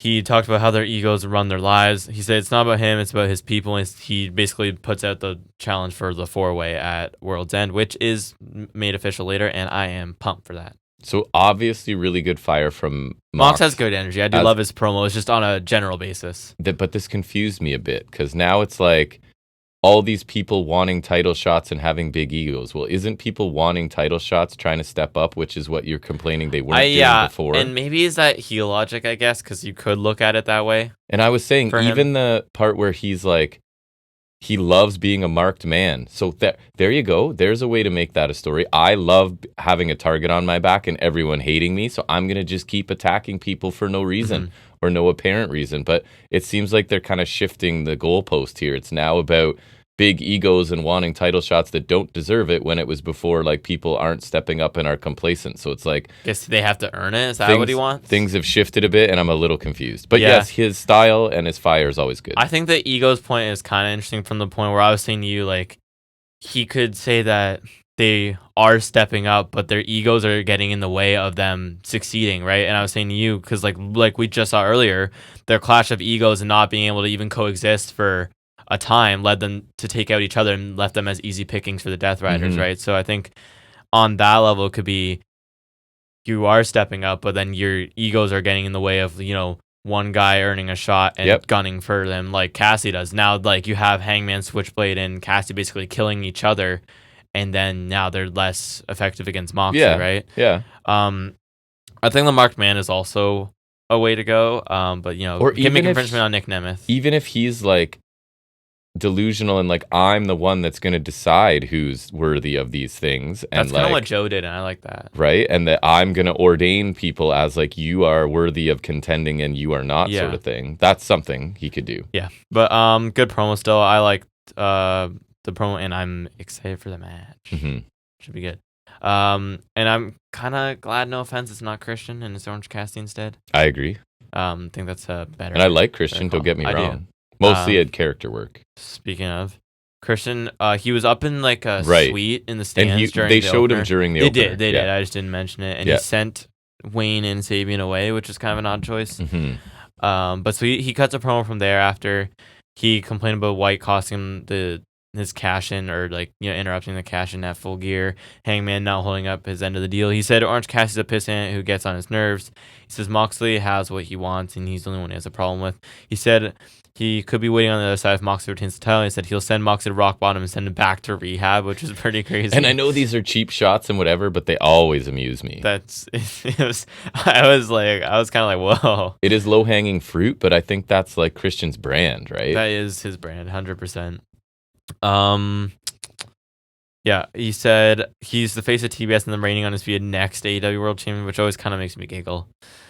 He was going to say more of a hooks outside the door. He smashes the glass with his arm in a cast, and he comes in to beat up Christian, gets him in red rum.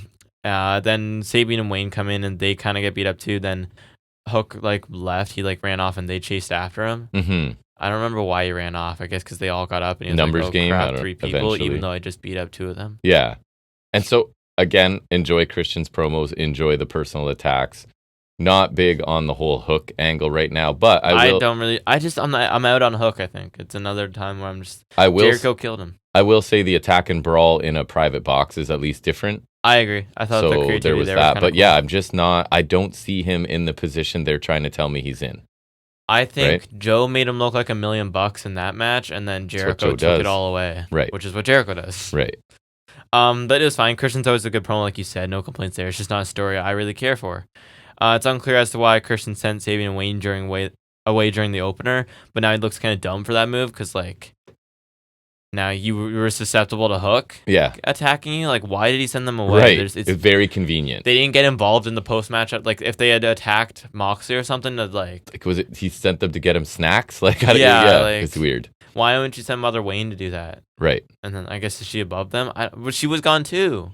It's akin to Cross's group leaving Scarlett all alone and just being like, you'll be safe here all by yourself, right? Yeah, and then of course she's getting attacked. It amused me that when Sabian and Wayne are chasing the Hook after, Sabian still had a toothpick in his mouth. So for me, either he got beat up by Hook and then he was like, they're going to change. He's like, oh shit, I need a toothpick in my mouth again because he had it when they were sitting there. Or during this whole time when he's getting beat up, he just had a toothpick in his mouth and just was getting beat up, keeping a toothpick in his mouth. He's channeling Razor Ramon. Amuses me. I was thinking Crosshair, but sure, go with that. I guess.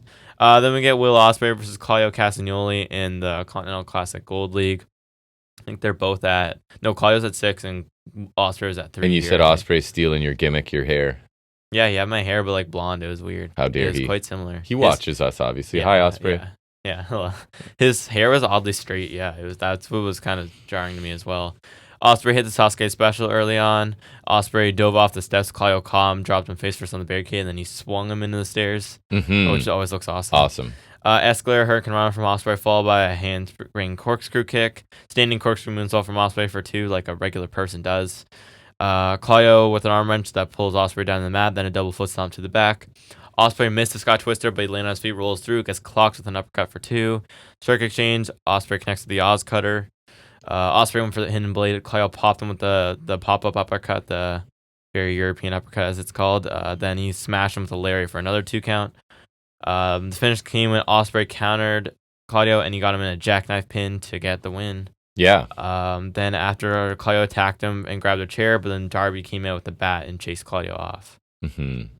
Excellent TV match, and I think it's going to come up another banger from the Z2. It's going to come up a few times this show. I think is the contrast of styles, right? You've got Claudio. That is something I know I say later on. Claudio's deliberate and hitting high impact stuff to slow down Ospreay, who's trying to just fly around the ring to catch Claudio and sort of get away from him.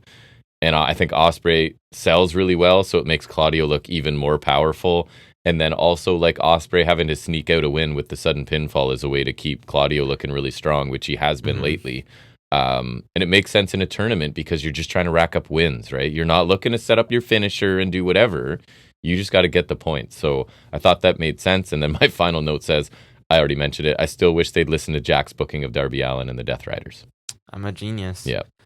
But yeah, the Continental Classic continues to turn out bangers. This was a fun one. I really like the contrast between them.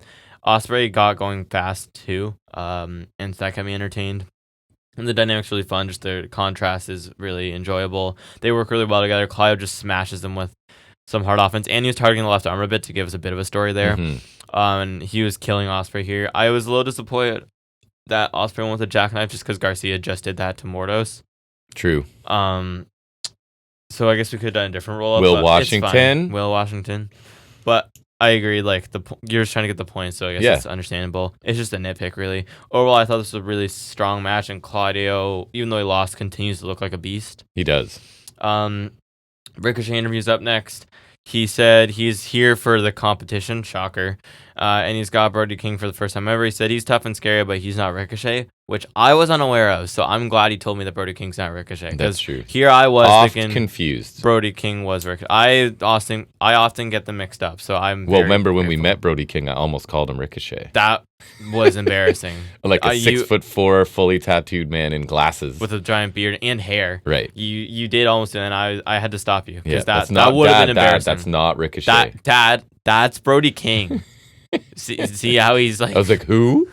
The big scary guy who's not Ricochet, and then you're just like, oh. Yeah. But yeah, and then Ricochet, it's not him who holds all the. It's him who holds all the cards. He's literally holding a card. Genius. Well, he said card, so he's kind of an idiot. Yeah, right.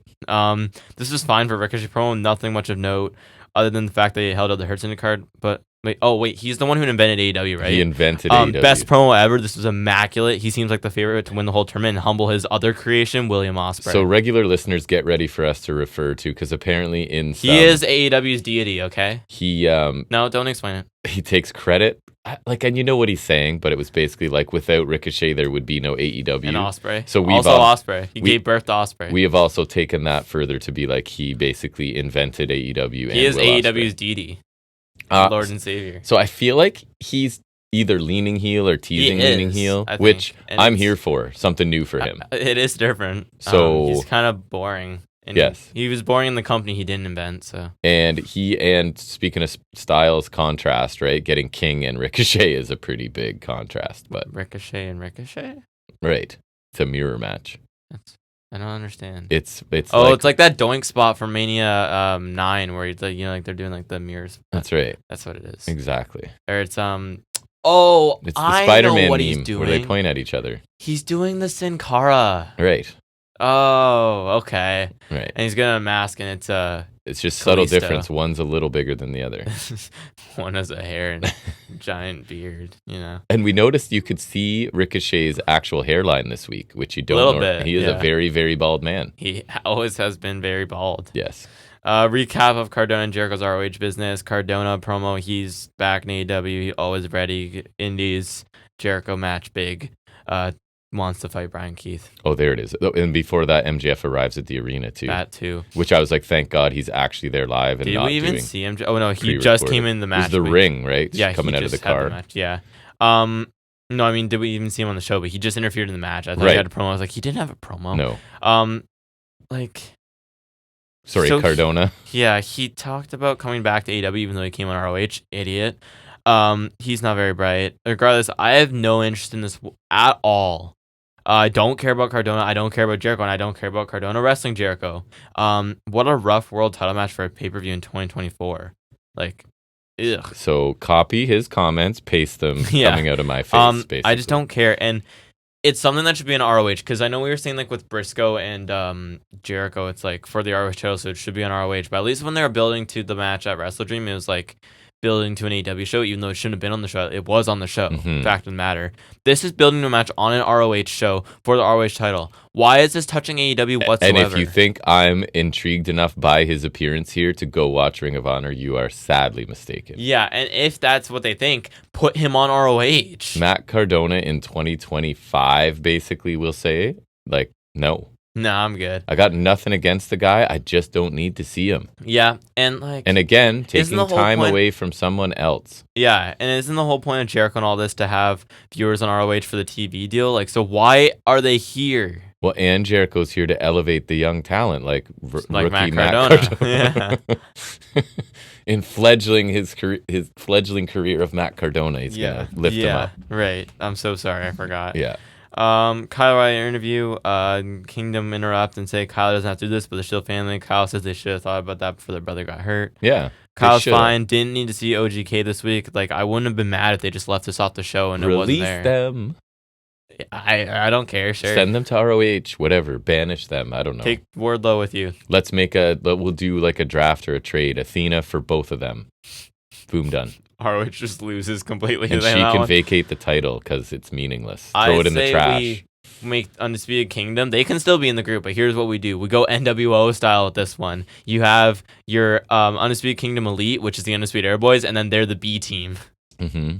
There you go. They're like Wardlow can be like their... Okay, I can't say his name again. Scott Norton. No, like he'll be like their Horace Hogan. Oh, yeah. And How dare you. And then the Kingdom are like the Harris twins. Nice.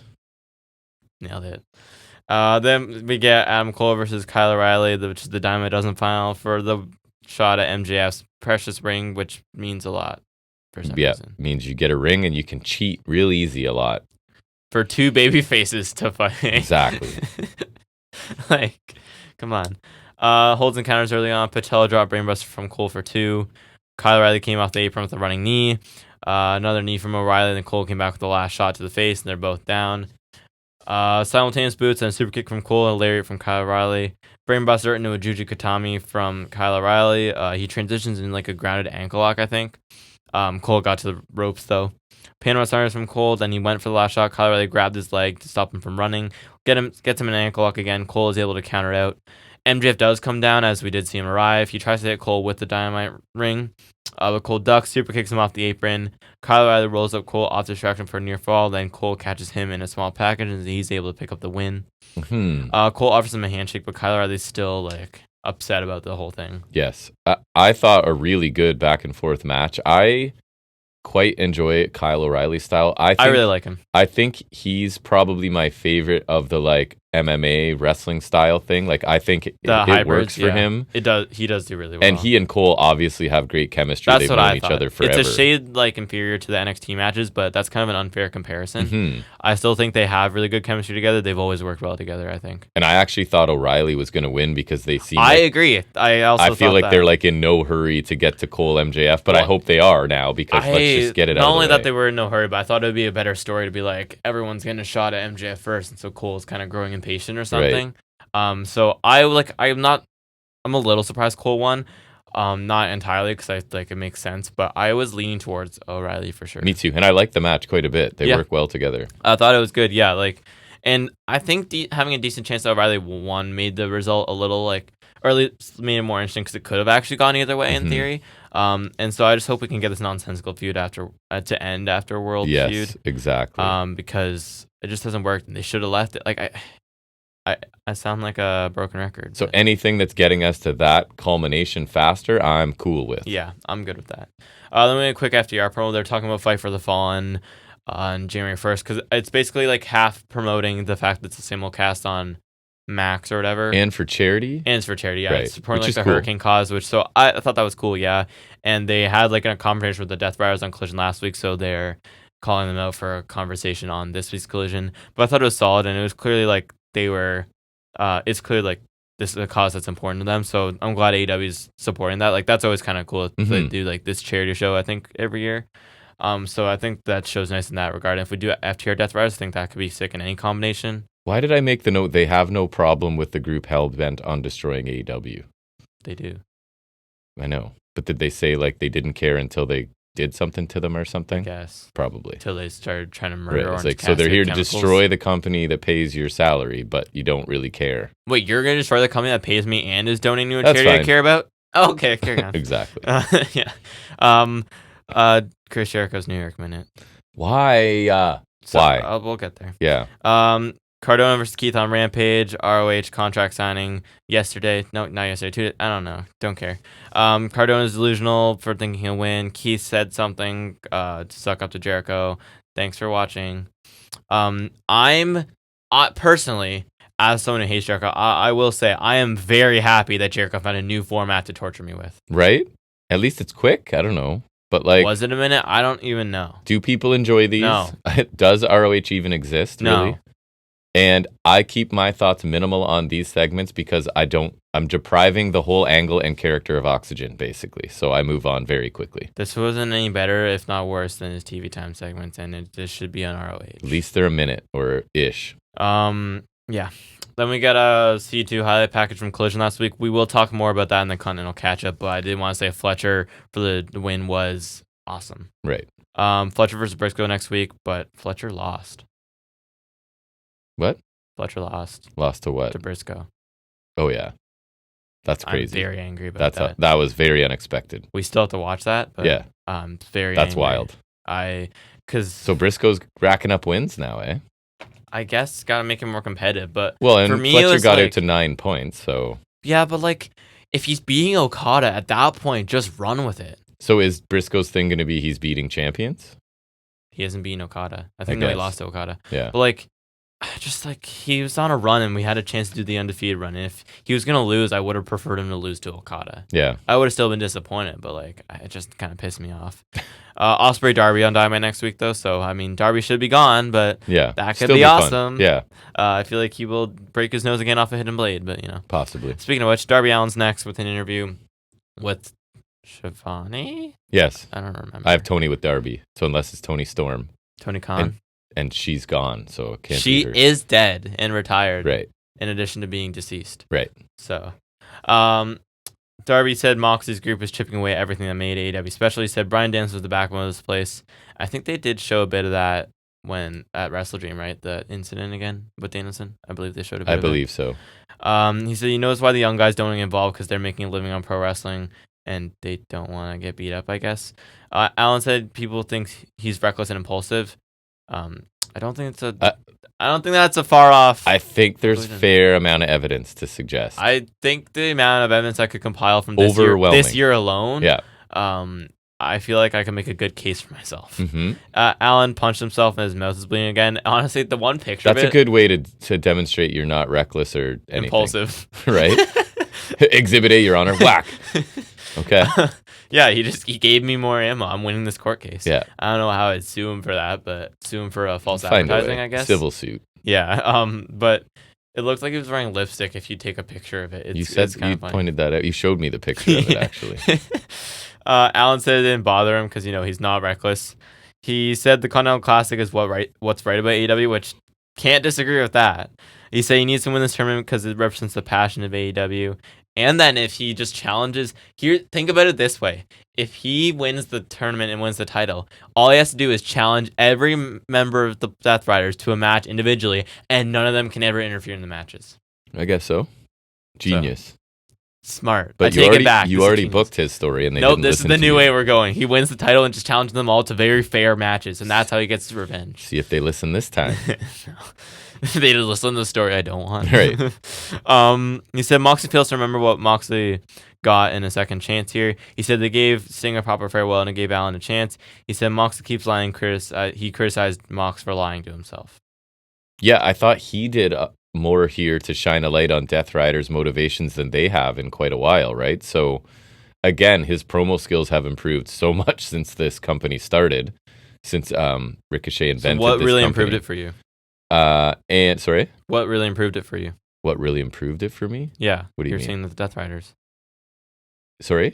Is what? About Darby with the Death Riders? Where he was like, he sort of explained what they're doing here, and they haven't explained that in quite a while, right? I thought. And they're giving he's also providing examples of why the young ones might not be stepping up, right? Because it's their paycheck and whatever, and they don't want to get killed by Moxley. And so he's sort of explaining both sides a little more than I feel like it has. Yeah, so then I think that kind of helps. And he's positioning himself as the savior of the company, right? Which I think he has to be. Which makes sense. He is. Yeah, he's great as a pillar because it seems real to him when he's praising AEW, and like it clearly is important to him, and so it makes that feel important. And I think I agree.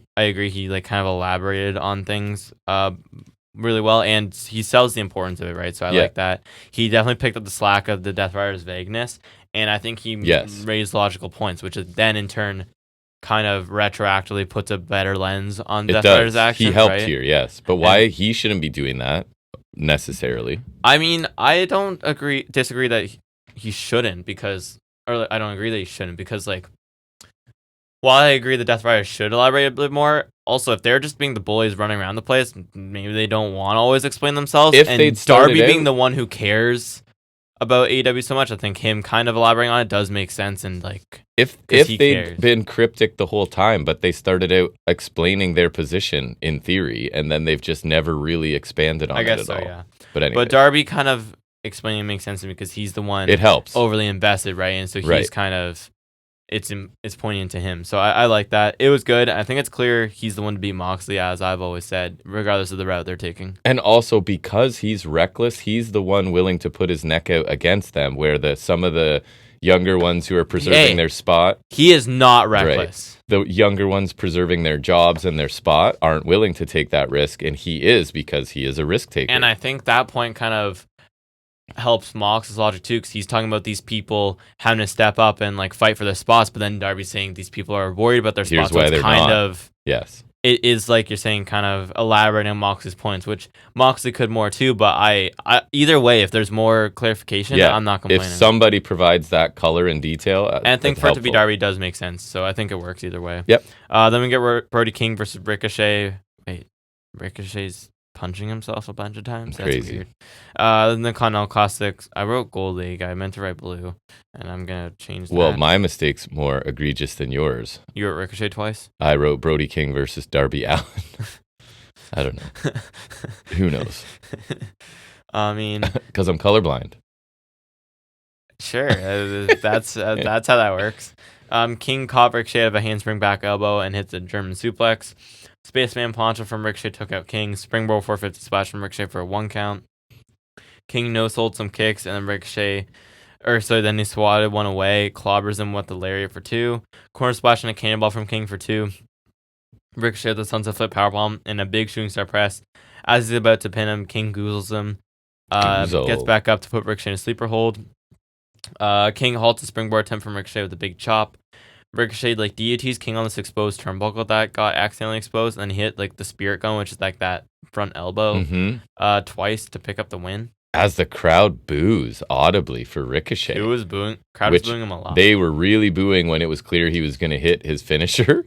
I thought a good match, and the crowd were not happy with Ricochet. Brody King's also decently over with the whole cannonball, So that's right. 2 things I was going to say. 1, I think they need to capitalize on the crowd wanting to turn on Ricochet, and 2, the flip side is the crowd really likes Brody King right now. So I think they need to build him as a Haas babyface that can be a threat to anybody. So the match itself, another fun contrast to styles, right? You've got King. Interesting, not necessarily a double turn, but something to that effect. The crowd wants it at least for sure, right? Well, because King's kind of been a babyface. Yes, it's not entirely a double turn, but Yes. King punishing Ricochet with simple high impact stuff and Ricochet connecting with his athletic high flying stuff. I would say every match basically in the C2 has been good to very good, but I'm not sure if any have been absolutely great yet. I think there's been some really strong ones. Consistently very good, though. Yeah. Which is fine. Which is kind of what the C2 is. And honestly, for TV, I think I hope we get a great match, and I think we probably will in the semis or finals. But as long as it's these consistent good to really good matches on TV, that's all I really want from this. Because given his TV matches in the 20-minute time constraint, I'm not fully expecting something. And hardly amazing. Any of them are going to go that full 20, right? It's usually it was 10 to 15. literally just Garcia and Okada, right? Because that was the draw. It's going to be 10 to 15 minutes of really good action. So with automatic stakes attached, so I'm good. Yeah. I've been happy and no interference. Yes. I've been happy with this. And so this match was good too. The styles clash. We've already talked about this in the other match. This one too. It's just really enjoyable. King just smacks the crap out of him. Ricochet's flying about the place. Not thrilled King lost again, but I don't mind the finish, as it seems we're teasing heel Ricochet, and I don't mind that we're furthering a story here. So if King loses, at least it's losing with a purpose, kind of. But I would have liked that Ricochet loses, and that's why he needs to change, right? If he's winning and he's not using heel tactics to win, why is he going to turn heel? He did kind of use heel tactics here with the inverted turnbuckle thing. I guess, yeah. So I would like him. He's losing as a babyface, and then that could work MVP's too. Dude. We can, although they can't help him in the tournament. But I think it's more so now. It's these heel tactics are being shown to work. Yeah, I think even if you look at Fletcher, they're baby stepping him. The heel tactics are working for him, as that's how he beat Shelton and Okada. Speaking of which, Dynamite next week, Shelton and Mordos. Sweet. I'm gonna assume Fletcher didn't cheat, and that's why he lost to Briscoe. Maybe I don't know. Maybe Fletcher's a little bitch who can't not cheat. I don't know. I'm not happy about that. Anyways, Ricochet had some sweet stuff in here. The Spirit Gun finish is okay. It's all right, but it seems odd for Ricochet, who can do all kinds of crazy stuff. I guess you could say the same for Ospreay, and the Hidden Blade's pretty sweet. Yeah, I think that's the idea, is that it's his Hidden Blade. And that's kind of close. He did give birth to Will Ospreay, so I think him having a similar finish is pretty fair. Ospreay stole it from him. Ospreay did, actually. It was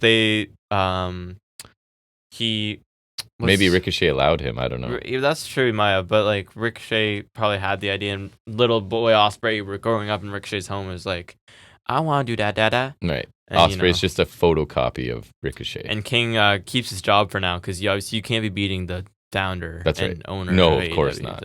No, who could? You're not allowed to do that. Then we get private party backstage or something. They're in front of a garage door with this nice table and lights with their belts in there. It's why couldn't they be in an actual private room? And again, have just reverted completely back to the... I'm fine with that. Yeah, I don't mind it. I just thought they were going a different route. That they needed to change to win the title somehow. Oh, yeah. Now they're not. They're just got him. Now we're back to normal. Shots. Yeah, which I do prefer. So that's fine. Yeah. They're interrupted by Andretti and Leo Rush in crazy. Actually, Leo's was a jacket, and I think Andretti's was a vest, but it was equally stupid. This giant spikes all over them. It feels like something Lady Gaga would wear. It does. And I get it. Leo Rush wears some crazy stuff. So Action Andretti is like the most boring human since Lee Jericho Johnson, made so him a star. How dare you? This is okay. That's what he's gonna do for Cardona. That young Matt Cardona. Jericho is to Action Andretti what Ricochet is to Will Ospreay. Exactly. Andretti wants a title shot. Private Party offered them booze, but they want the titles. Top Flight and Layla Gray, former baddie. I For can Jade remember Cargill. her name if you offered me $1 million. Even What's when her name? Layla Gray now, Oh. but when she walked on the screen, I was like, my notes were going to be, I didn't even write it, but we're going to be the girl that is with, sorry, the woman that is with them is there. They came in. Top Flight said that Andretti and Rush haven't won any matches during title shot. Valid. Yep. But Andretti mentioned them eliminating Top Flight from the Battle Royal, which is true, but doesn't hold any weight towards a tag title match. I wouldn't think. So No. I don't. Okay. Zay suggests they have a match on Collision. The winner gets a title shot. It was fine. It was a solid follow up to the story from the Battle Royal last week. Like at least Tag teams need to step up. Yeah, that's true. That's what Ava says. Ava's. At least something came of that. Like some story came out of the Battle Royal besides the main event one, so that's nice. This has been largely a Collision thing, so the faction kind of splitting doesn't really mean anything to me. It was still solid. I'm not sure why either team deserves a title shot, but I kind of want to see Rush and Andretti against Private Party. I feel like that was cool, and Rush has impressed me lately. There's a chance I wouldn't have even noticed that this was a faction splitting. It's been so little They're attention like kind of paid. a loose faction, you know? Yeah. Zay made me chuckle as well. He was kind of alluding to like hoping for like a hot girl for Christmas, and then Layla Gray comes in and he's like, "Thank you, Santa." It kind of made me chuckle. Yeah. Not gonna lie. Speaking of Cardona, list the ROH champions. We're doing this again. Oh my god. Other than Jericho, Athena. Jericho doesn't count. Athena and Jericho, okay. Yeah. What else is there? TV champion. This one you should know. Moriarty. No, he's pure champion. So I'll give you. Damn it. Actually, no, you got that one wrong. So we don't even get to guess that one. Who's the TV champion? We have seen him recently, so you can't say that someone's not. Where fair. did we see him? I'm not telling you that. Oh, I need that. Or Okay, fine. He's been on Dynamite a few times in like the last month. It's not Briscoe. It is not Briscoe because he lost the belt to Jericho. It It is someone we enjoy. someone we enjoy. Yeah, Who? I don't know. Brian Cage. Oh my god. Yeah. No, I could have tag champions. You should know this one too. Because it's still the same. It's just I remember it's a weird pairing. it is. They have a name now. You wouldn't know it. Does the Sons of Texas help? Archer? No. No, because Archer's with Cage. Right. Sons of Texas. Yeah. Oh, is it? It's not the Von Erich kids. No, well, they do have belts, but Oh, they're trios. yeah, okay. With who? This is someone old. I don't know. Dustin Rhodes. Oh, yeah, so it's him that's and right. Guevara as tag champs, and then Oh, right. women's TV champ. You have gotten this one before, I think. I have gotten this one Which before. makes it even funnier, arguably. Let me make sure I'm not forgetting any belts. Women's TV champ is who is it? It's not Billy Starks. It is not. It's whoever beat Billy Starks. I almost said Ricky Starks. Oh, Red Velvet. It is Red Velvet. It is Red Velvet. Almost forgot she existed too. And yeah, that is all because you said Moriarty, and I already told you he's the pure champion. So what a waste of time that company is. No offense to anyone holding belts there. Like, there's some cool people. offense to everyone. I got no problem with Moriarty or Cage or Athena. Right. Or Guevara. Right. Just not Dustin. I don't like Dustin. Yeah. But that's fun. I always love doing that because it's just who cares. And that's the thing I can't remember because it is so insignificant that it doesn't get any real estate in my brain. Though like two of the champions are pretty frequent on Dynamite in Mhm. Jericho and Cage. True. Anywho, then we get Monet and Anna Jane interview. Renee Hooray! credits Monet for being fighting champion. Kind of, I guess. I don't know. I guess Like, not somewhat. she fights people. Monet says she loves that Jay went to Japan to train and believes in herself. And Jay's 26, but when Monet was 26, she was a 5-time world champion. Monet said there's a price to pay when you mess with Monet. Jay called Monet a living legend. She's admired what Monet does. She knows she's an underdog and she'll keep proving people wrong. No. Nope. Jay said when Monet makes the first mistake, she'll capitalize on it. All she needs is 3 seconds to shock the world, and that was it. I thought Monet was fine, about as good as usual, if not less irritating, I thought. Yeah, she was. I didn't have a complaint with her. Jay was not good. Although Monet just may have looked good in direct comparison. That is true. Maybe that's what you need to do to make her look better. Is put her with people who suck. Maybe that's what they're doing. Maybe. We'll put her with Camille. You sound good. Yeah. Put her with Anna Jay. You sound good. The Renegade Twins coming up, apparently. Jay's dialogue was not very natural sounding, and her delivery is just bad again. Yes. Like she sounds uncomfortable. Yes. And like not confident. Yes. It's just not like it's not good. I'm trying to think of an example of someone. She's getting worse if anything. I'm trying to think of an example of someone who has improved from sounding that we were like, it sounds like this person before they got good, and I can't think of an example. But I know there's some where we've been like, they're actually, like even Darby Allin, right? At the beginning was like, he sounds rough and not believable. We were like, go back to the silent vignettes. And now he's really good. So he's like helping carry a story. But she's not good in the ring. She's not good on the mic. She's not good as a character. How do people think she got good in Japan or was good at all or got good now or ever? And it's frustrating because there's lots of talented women here, but this is where we're going. There's many talented women in AEW, and yet we use Anna But we Jay. can't get Athena. No Athena. Nope. We get Anna Jay. Yep. No Sheeta. We get Anna Jay. Jamie Hayter doing something worthwhile? No, you can have Anna Jay. Would you like to see Sheeta? Serena Deeb, Deonna Purrazzo. Do you like Britt Baker? Because I know you'll love Anna Jay. Yeah. Do you even want to see Ty Conti do something? Well, she's a baby, so you can have Anna Jay instead. We're running back Thunder Rosa, though. Do you want Chris Statlander? Well, you get Anna Jay. Right. Do you like Mina? Well, you can have her, but you get a side of Anna Jay. That's correct.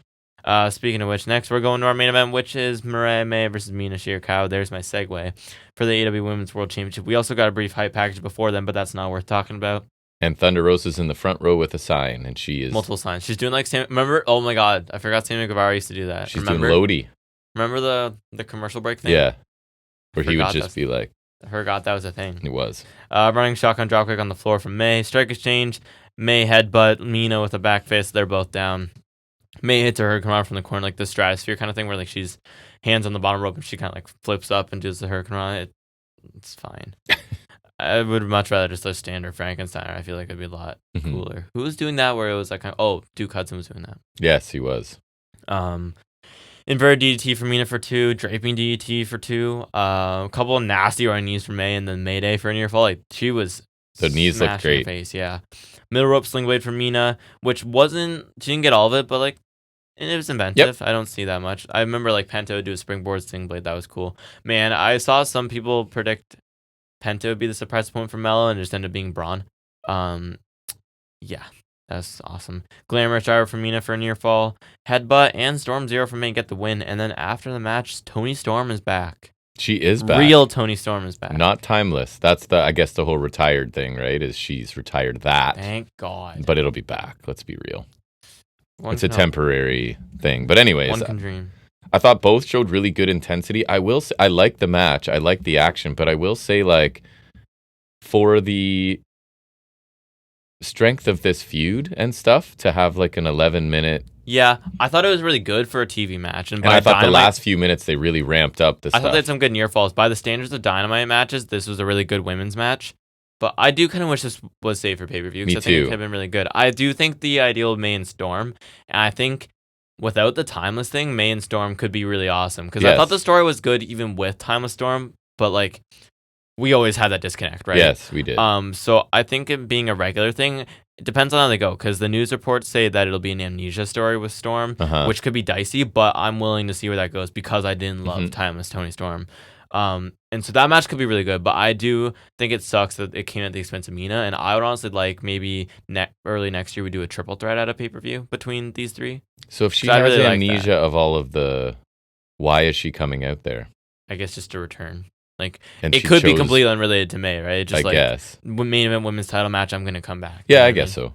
I thought May's knee strikes looked awesome leading into the Mayday. The crowd kind of got activated when Mina kicked out of that because it looked like that should have been the pinfall, right? A good competitive main event, and Storm got a really good reaction. It is our preferred form of her, I think, at this point. Not Outcast and not Timeless. And May's a super strong champion, and I like that they're kind of lining up strong challengers with developed stories and stuff for her because I agree. She's awesome. Yeah. I really like this, for a TV match. They had solid chemistry since they're clearly familiar with one another. It was a lot of good action. I think the near falls towards the end really ramped things up in a good way.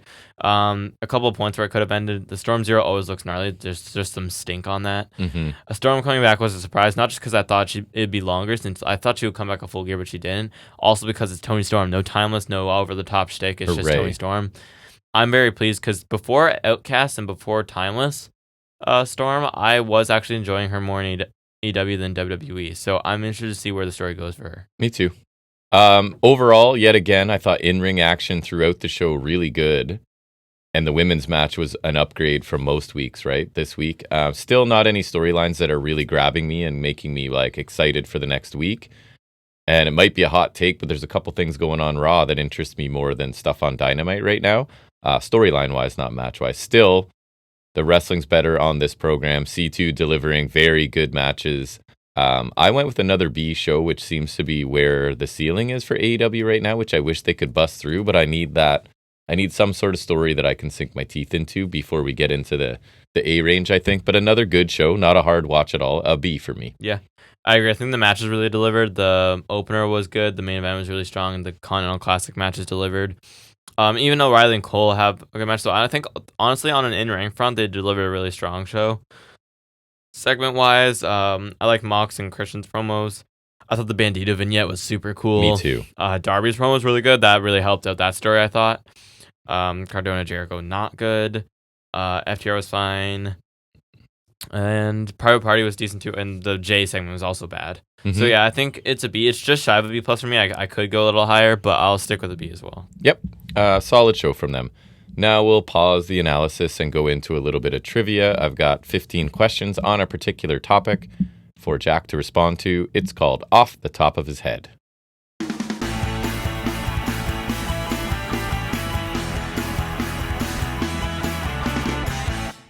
This week we're going back to WWE, specifically themes, but not by audio, by just name, which I figure you'll have a chance on some.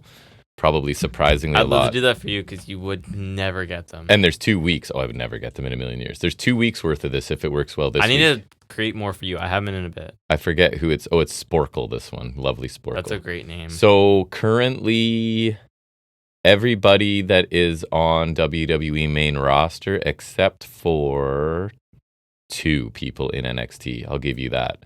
And not everybody on it is fairly prominently featured, but most of them are. Okay, so we'll start off. I think the first one's easy. The name of the song, I don't have artists, just song names. Role Model. Bailey. Correct. Why do you know these things? Like, why would you possibly know that? That was her thing in the pandemic. It was either her or Baker. Okay. This one, even I would have gotten. You Don't Want None. Oh, AJ. Correct, which is a good That's theme. his new one. No, I don't think that's the one you're thinking of. I think that's his Def Rebel one. The other one starts out with them saying that over and over. They Don't Want None. Oh, whatever. Same difference, no? A Conquistar? Oh, Andrade. Why? I don't know. That one's his new one, so that one's I was a little rusty on. I thought I was going to have to give hints for that one. A Storm Is Coming. Jay Cargill. Why?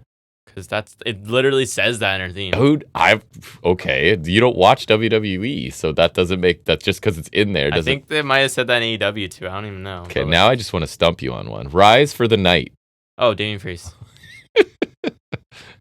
Remember the Name. Yeah. Wait. I know. I do know this We one. got him. I know it, but we got him.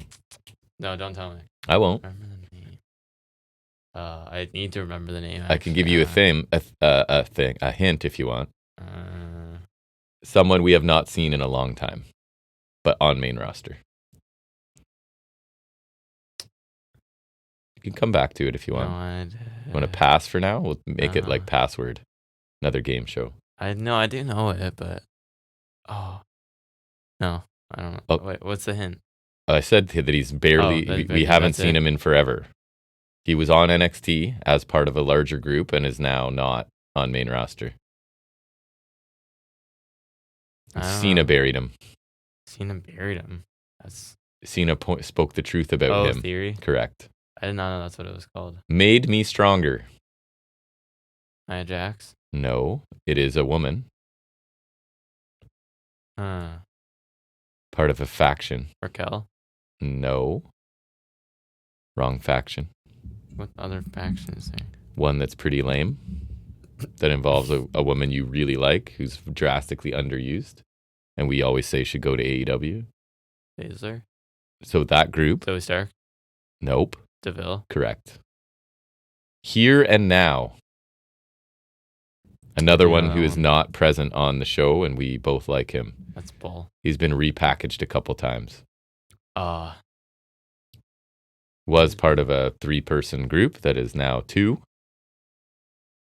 That's not New Day. Was in NXT. Was in the Cruiserweight, whatever, Cup. Who's next? Not Dar. I know his. No. I know what his is called. He's awesome in ring. I love him. Do you? I don't know. He's bald. Bald? Who's bald? That I love in ring. He had to lose a bunch of weight to be in the Cruiserweight. Oh. Vinci? Yeah. Gio Vinci. That must be his new one. Back to an easy one, I think. The Vision. Oh, that's Rollins. That's Correct. His newest one. Okay, some of these are recent. Then. I Am Greatness. Oh, is that Roman? It is Roman Reigns. Yeah. With a Smile. Oh, Ego. Wow. How would you know that? Because it says it a bunch. Wow. In his theme. Clearly you listen to these things. This one's tough. There's no hint at all in the title. Samoan Destroyer. Oh, yeah, is that? Yeah, Fatu. That is Fatu. You probably know this one just because you love the guy so much. Stand Tall. Oh, yeah, he done. Correct. That's just like a re-release of his first theme, which was Menace to Myself. Strictly Business. Oh, wait, I do know that one. Well, is that Tony D? It is Tony D. Yeah. And this one is really hard. Ready? Glow. Oh, yeah, Naomi. Very good. Difficult. So you only got stumped on what? Vinci and Theory a little bit? Yeah. Everything else you got, which is weird. So we'll do another 15 next week because that went well, and there's 2. They had 2 full columns of 15. So good job. We'll shift gears back into talking about notable stuff from the week of wrestling. We like to call it Highspots and Restholds.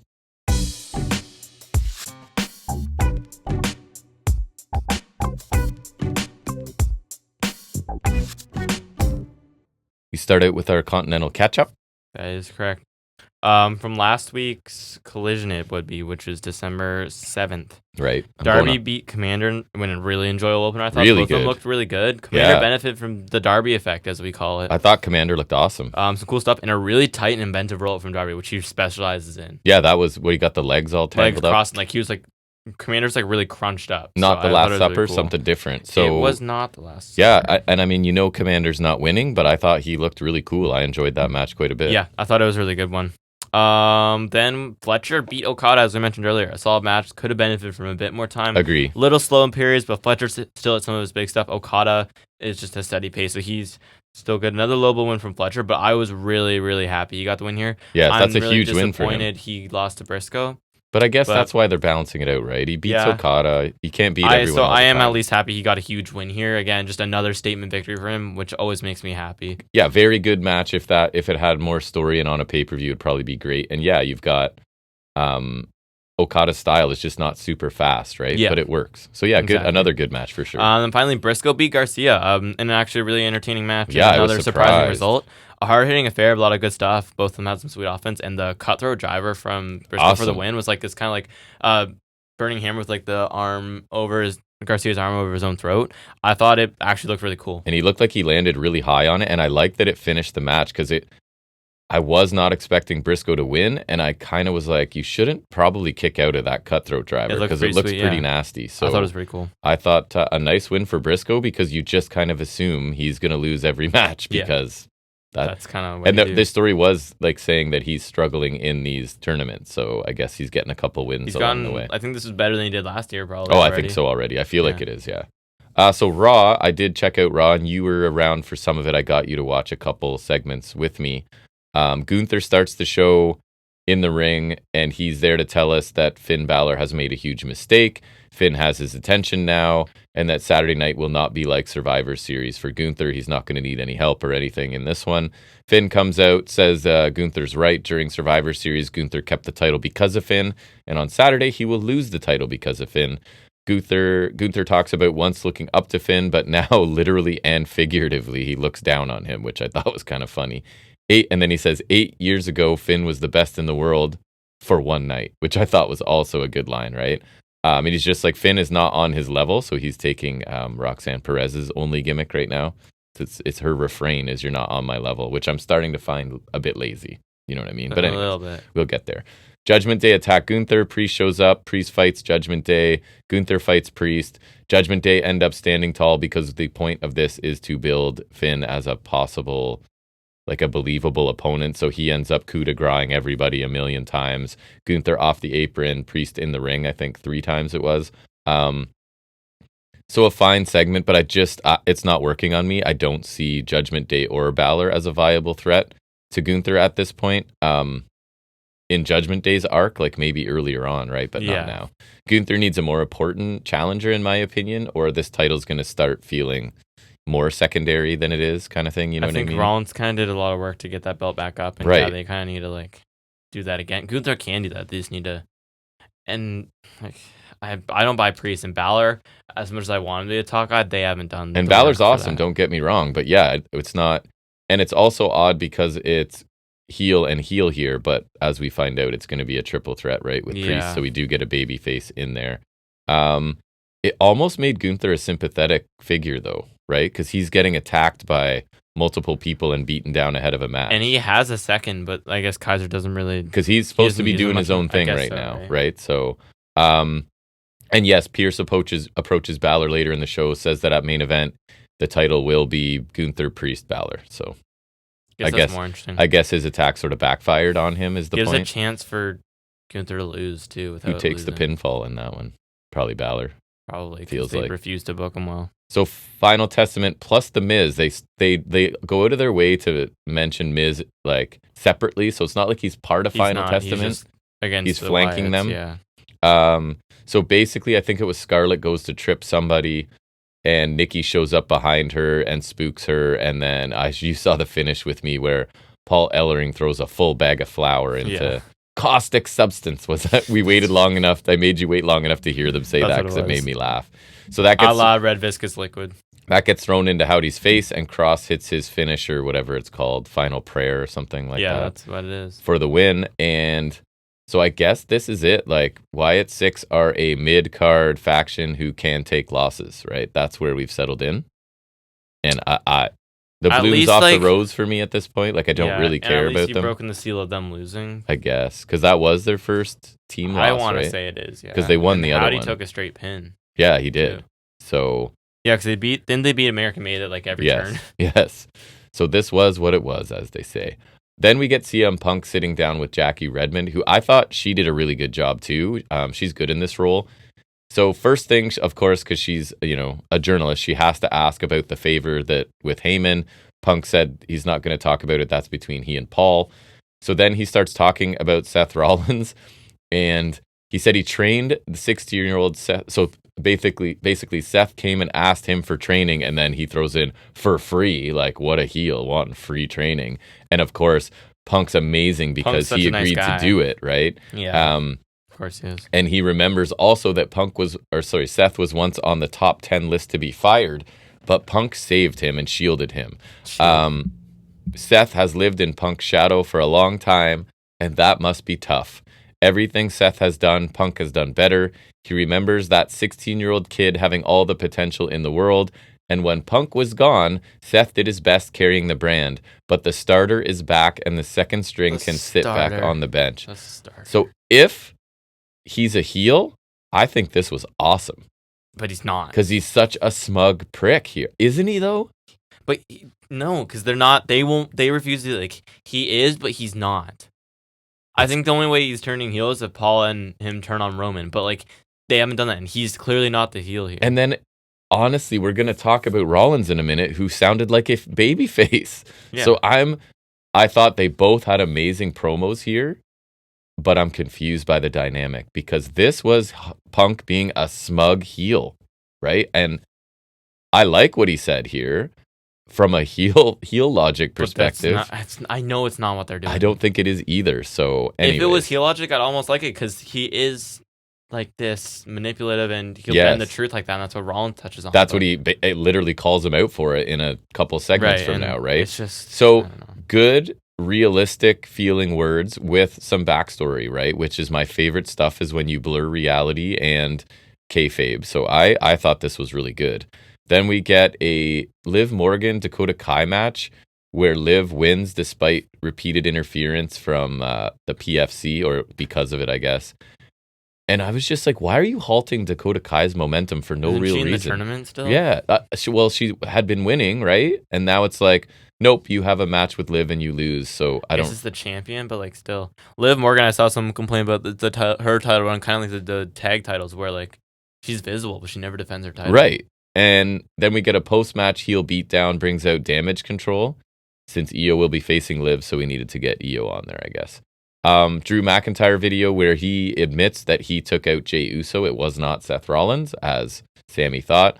Drew says that Roman's team at War Games sold out for nothing, and at least Punk took a bribe to join, right? So that makes him... Yeah. Fair. That's why he's not going after Punk get a anymore. favor or whatever. Yeah. And the other guys just sold out.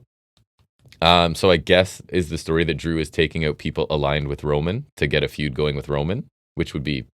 I don't think he'll end up feuding with Roman, but I think it's because like the bloodline still cost him his moment all the time. Yeah. So it's kind of like what his gripe is kind of similar to Owens. Yeah, I guess that's so. what I was suggesting with Rollins. But yeah, I guess not. And I'm glad to have him back because I like Drew. I love Drew. Drew's been telling the truth a lot lately. Drew is truth. So Cody's backstage and the New Day kind of walk by him, and he basically says that they should be ashamed of themselves for what they did to Biggie.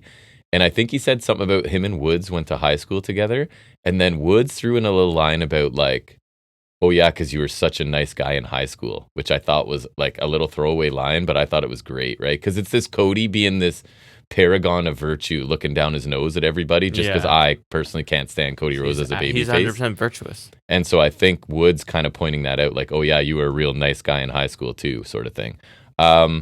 And then my note says, Rollins spits absolute fire and truth at Punk in an in-ring promo, despite looking like a fool in the outfit he was wearing. Somebody described it as Monsters, Inc. He looked like Sully from Monsters, Inc. The arms. The arms, yeah. Yeah, no, that's a good one. Sully is a good one. Basically, he is saying that what Punk said earlier was a masterclass in how to spin the truth, and that this is what Punk does. He's been spinning the truth and playing the victim his entire life. Oh my God, so true, right? Yeah, Ding. He's the martyr. Punk is a fraud and a con man. Ding. He takes a kernel of truth and then lies, basically. Ding. Rollins admits that he did go to Punk to get trained and admits that Punk was one of the best in the world at that time, and that he admitted that Punk helped Seth get his foot in the door and that they were friends. The part of Punk's story that he left out is that when Punk left WWE 11 years ago, Rollins reached out to Punk and he didn't hear back. Right, that was the part I forgot about. Rollins said he was ghosted, and so was everybody in the company. If they weren't willing to give up their dream job and to blindly support Punk, then Punk was done with them. And I love that. That seems true. Very, if not it's absolutely true, super believable, right? For the next 10 years, all Punk tried to do was tear this company down. That is correct. But the Punk came back because he failed at everything else, MMA. Very true. And AEW even, if you want to go there. And he burned every single bridge there's AEW. that would lead him to water and came back when the money was right. This is so good. Is that not exactly what happened? How is he the heel here? Because people love Punk. He eventually realized that Punk was a fraud and Rollins wanted to be better than Punk, and he was.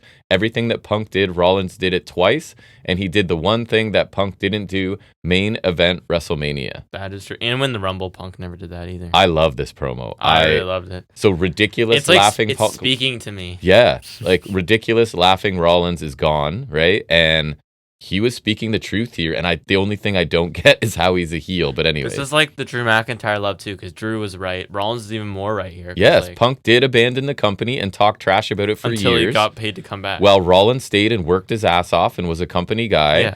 Punk comes back when he fails in other areas, burned bridges in other companies, got offered tons of money in WWE, so he came back. Right, all realistic, believable, acknowledges the history. Tell me when the I'm two. telling lies. Exactly.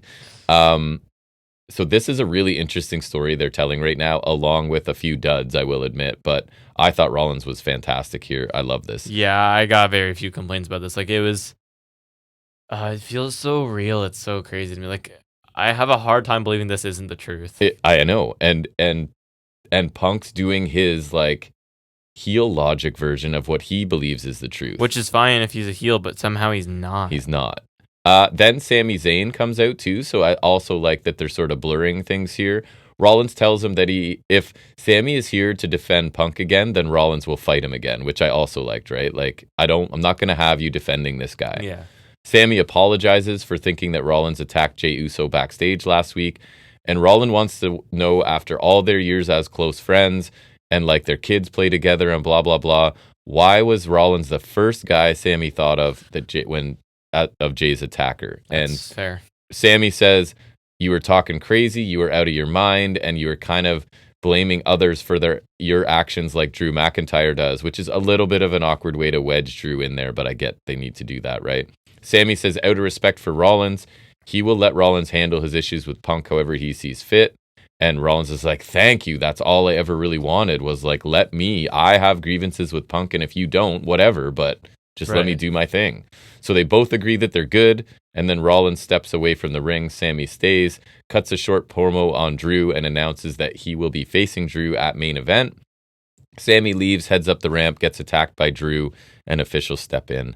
I thought this was excellent as well, right? And leaves Rollins feeling even more like a babyface because he's now made up with Sammy, who's the ultimate babyface. Yeah, because like Healy could have just like gotten even more angry and like split with him. But it's like, nope, we're good, and then he leaves him alone. And he's like a completely reasonable request of like, just let me do my thing. Let me do my thing. You don't have to hate Punk, but I do, and just leave me alone. Yeah. I also like, as I always say, that people have multiple believable storylines going on, like real life. You don't just talk to one person at work. Not overly crowded either, but it's just kind of filtering in and out. So, and Sammy is such a good actor, right? And this version of Rollins is also fantastic. So I thought that whole in-rig part was really good. Then we had Lyra Valkyria beat Ivy Nile and Vega to advance in the Intercontinental title tournament. 9 minutes, decent action. Lyra won with the Nightwing to Nile. I like Lyra, but I don't see her winning the title, right? No, because who's left? We need just a character for her. She's awesome in the ring. I have no complaints in ring, but it's like she's a bird or whatever. You know what I mean? She believes she's and I feel like they tried to distance from that in NXT, but they don't have much else to do with her. So the only time they really developed some character with her was when she was with Becky Lynch too. And it was like they're Irish. And they were basically, you were my idol because you were at the same place I was before I was, and blah, blah, blah. So that was cool. She was like a person and not a bird, which was She only nice. believes she's a bird. New Day come out. So it starts backstage with Kathy Kelly, and they grab a camera. Woods ends up taking a camera and walking through the whole back area and out on the ramp. So it kind of smart. It gets them out there in a different way. And without like entering to any music yet. Right. So they can't come out with New Day music anymore. I think it'd be funny if they did. Because like, given the reaction now, like, I think it'd be funny. It would be. Their basic thing is that they could have done worse to Big E, which kind of makes sense, right? Like, we said harsh words, but we could have hit him in a chair, back with a chair. We could have taken a sledgehammer to his neck. Could have dropped him on his neck again, yeah. Sort of thing. And also, from their point of view, they're completely justified. Right. Because he's been around, but he chose now to like support them, right? So the fans just will not let them speak. Either one of them try. They're just drowned. They're getting the like Dominic Mysterio treatment. Or Callis. Right. So they just leave, which I thought was really cool. I love the fans' my only nitpick is like, why are Woods and Kofi like so surprised by it? I guess again, like they're just so entrenched in their beliefs. Yeah, we're right. Why are you booing us? Yeah, I guess. Like, right. But I'm kind of like, what were you expecting? You verbally assaulted like a beloved guy about you broke your neck, so what is enough right there to assume fans are not going to really be on your side probably. But again, they're heels. So, and then in the main event, it was Ripley beating Rodriguez in a pretty decent Haas fight that went about 10 minutes. It was an anything goes match. So Rhea won with a riptide through a table, which seems to be her spot right now, right? Yeah, this just wasn't a super one. Liv got involved. Io came down to neutralize her. After the match, we end up with Rhea and Io both having their hands on the women's world title, and they're kind of staring at each other. So looks like that's They just ran that spot with Nemeth and Hendry. They touched the title at the same time. That's crazy. NXT, Will Washington, coming off of Iron Survivor. Julia starts, or Deadline, I guess, more appropriately. Julia starts in the ring saying she's the Iron Survivor, which means she's going to do what she came here for. She tells Roxy that at New Year's Evil, the beautiful Madness will become the NXT Women's Champion. Roxy out says that Julia is the luckiest woman in the world to have won. because Saul was the MVP of the match. Zarya and Stephanie didn't actually lose. They just ran out of time. Roxy says Julia won, but unfortunately isn't on her level. Julia suggests doing it right here and right now.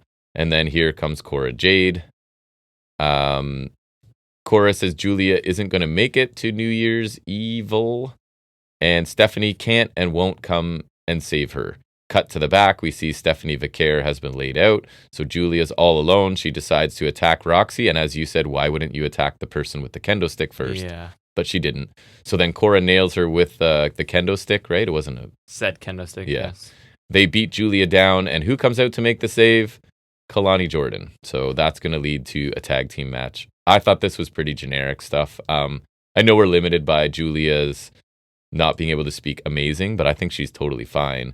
And Roxy, just her thing right now is you're not on my level, you're not on my level. And it's just very repetitive and very simple. Yeah, I feel like her lack of range has come through a bit. A little bit. Ethan Page is backstage lamenting his performance in the Iron Survivor. The family walks up. I think you saw this. You saw a bunch of it. And for some reason, right, Tony just offers Page a North American title shot. And Paige is he's like... such a sympathetic mobster. Even though Paige is depressed or whatever, he's like, still, the North American title's beneath me. So then Tony's like, okay, I guess I'll make it an open challenge. And everyone in the locker room is suddenly piping up and wants a shot. So for whatever reason, that changes Paige's mind. I guess he realizes that it's prestigious and sought after. I guess. He doesn't want other people to have a shot. So he'll take the match, and if he can't beat the North American champion, his career is pretty much over. He ends up almost begging and saying please, and Tony was like, that's what he was waiting for, was for Paige to say please, so he grants him the match. And so my question at this point in the show is, are they writing Paige off NXT, or is this part of some larger storyline for Paige? And if it is, I hope it results in Paige, like, shedding this wishy-washy, not all ego, partial ego or devoid of ego Ethan Page, and that we get devoid of ego. What he is so good at doing, right? And I'm not sure why Tony would make this offer to Page, to be honest, but I guess they needed to. Because it's an easy angle. win to pad out a resume for Tony. He's That's just true. He sucks so bad right now. I'll give him a title match to uplift the spirits and get an easy win. I'm a fighting champion who fights people I know I can beat. Yeah, and people who are incredibly down their luck just to, further put them in a disarray. Right. Lexis King tells Charlie Dempsey he's done some soul searching and wants another shot at the Heritage Cup. Dempsey says he'll think about it, then walks up to the rest of his crew and says he's proud of their NXT Deadline performances. OTM walk in to say some not so nice things to the No Quarter Catch crew. And then Jada and Ren nearly coming to blows, so I guess we're getting a program there. And No Quarter Catch crew clearly baby faces now, right? Because the last kind of one was Dempsey, but he's being super supportive and nice to the other people now. Which kind of saps him of any real personality. And later on in the show, Dempsey accepts King's challenge, but he says he has to survive one of his training sessions. So I'm thinking we're getting a bunch of vignettes or a montage of King training with Dempsey, NXT which vignette, might be funny. I don't know. Yeah, right. We haven't got those in a while. And I assume Dempsey retains since, again, I think the long-term story is being a baby face for King does not work out for him. And he needs to become more of a loose cannon to be effective, maybe. Javon Evans and Wes Lee had a really good match, 12 and a half minutes. Evans wins with his twisting splash finisher. Does it have a name? I don't know. I don't think it does. You know more than me. Very good TV match, as you'd expect. Evans hit a nice combination of a Spanish fly, butterfly bomb for a near fall. He later kicked out of Lee's cardiac kick, which I don't think happens that often. And I think Lee tried to cheat on a pinfall here and got caught this time. Two crazy athletes putting on a really good TV match. Axiom says he wants to apologize. He was worried about Fraser working double duty, but he did great. Fraser says, no, man, you carried our tag team match. Axiom sort of is like, it's too bad that Obafemi had to come in. It's really hard to prepare for him. And Fraser says he's going to make it right. So in this segment, they're on the same page, but it doesn't last long because jumping ahead, we learn that Axiom got a match with Femi next week. And Fraser got them a title defense next week. So now it's going to be flipped, and Axiom is fighting two matches, one against Femi in a singles match. Although they'll both be short NXT TV matches, so I feel like he still got the better. And Ava looks dumb because she's double booking these people. Or is she just okay with it, I guess? Like maybe, if that's what which is also weird. Maybe she thinks that they had communicated before. Yeah, I don't guess know. like she's just filling the request. I guess. We get the NXT showcase that they do, and this time it's focusing on Josh Briggs talking about competing in Noah over the I saw summer. some ask why they were highlighting him because he had like bad matches and hurt people there or something. No, did he? I don't know. The highlights made him look all right. I know Tavion did really well there. So yeah, Inamura impressed him while he was there. And what I appreciated is he addresses the fact that he was supposed to be done with tag teams, right? The whole thing with Jensen was like, I'm done with tag teams. I'm going on my own. But he says, and then we get Inamura saying Briggs has fighting spirit and a crazy side when he gets in the ring and he likes it. Briggs says Inamura is a grown man. He doesn't have to deal with the immaturity. So a reference to Jensen, I guess. And I haven't seen much at Inamura, but I'm open to new talent, and I think Briggs is a really good big man. So, and I mean, they're stepping up. The tag team division right now is getting focus if that continues. So we'll see. I have my doubts they can keep doing it with the depth of the women's division, because that deserves a lot of attention too, unless, again, they start to call a bunch of people up, which I think they might. Showcase segments are good, and they use them to add some depth to people's characters, which I like. The Meta 2 interact with Zarya and Sol Ruka, who are talking about their experience in the Iron Survivor. Zarya and Sol Ruka, new team. So a pretty random tag match, and I guess this is how you get them on TV when there's so many women that should be on TV, but I don't want Zarya to... I want her to be just a lone wolf killer. Zarya could turn on her after. Yeah, I guess so. I hope so. Do and like beat the crap out of her. Lars Sullivan. Yeah, redacted, I guess, yeah. Hank and Tank beat Igwe and DuPont in about 5 minutes. Hank and Tank have that, like, hustling big man, smash mouth style. Yeah. Can be useful in a tag team division. So Hank definitely does remind me of Otis in some ways. I don't love their finisher. It's like a spear to the back into a power slam. I remember seeing it. It wasn't good, I don't think. After the match, DuPont shakes hands with Hank and Tank, but Igwe is annoyed and refuses. Because he was the one who got eliminated, right? Yeah.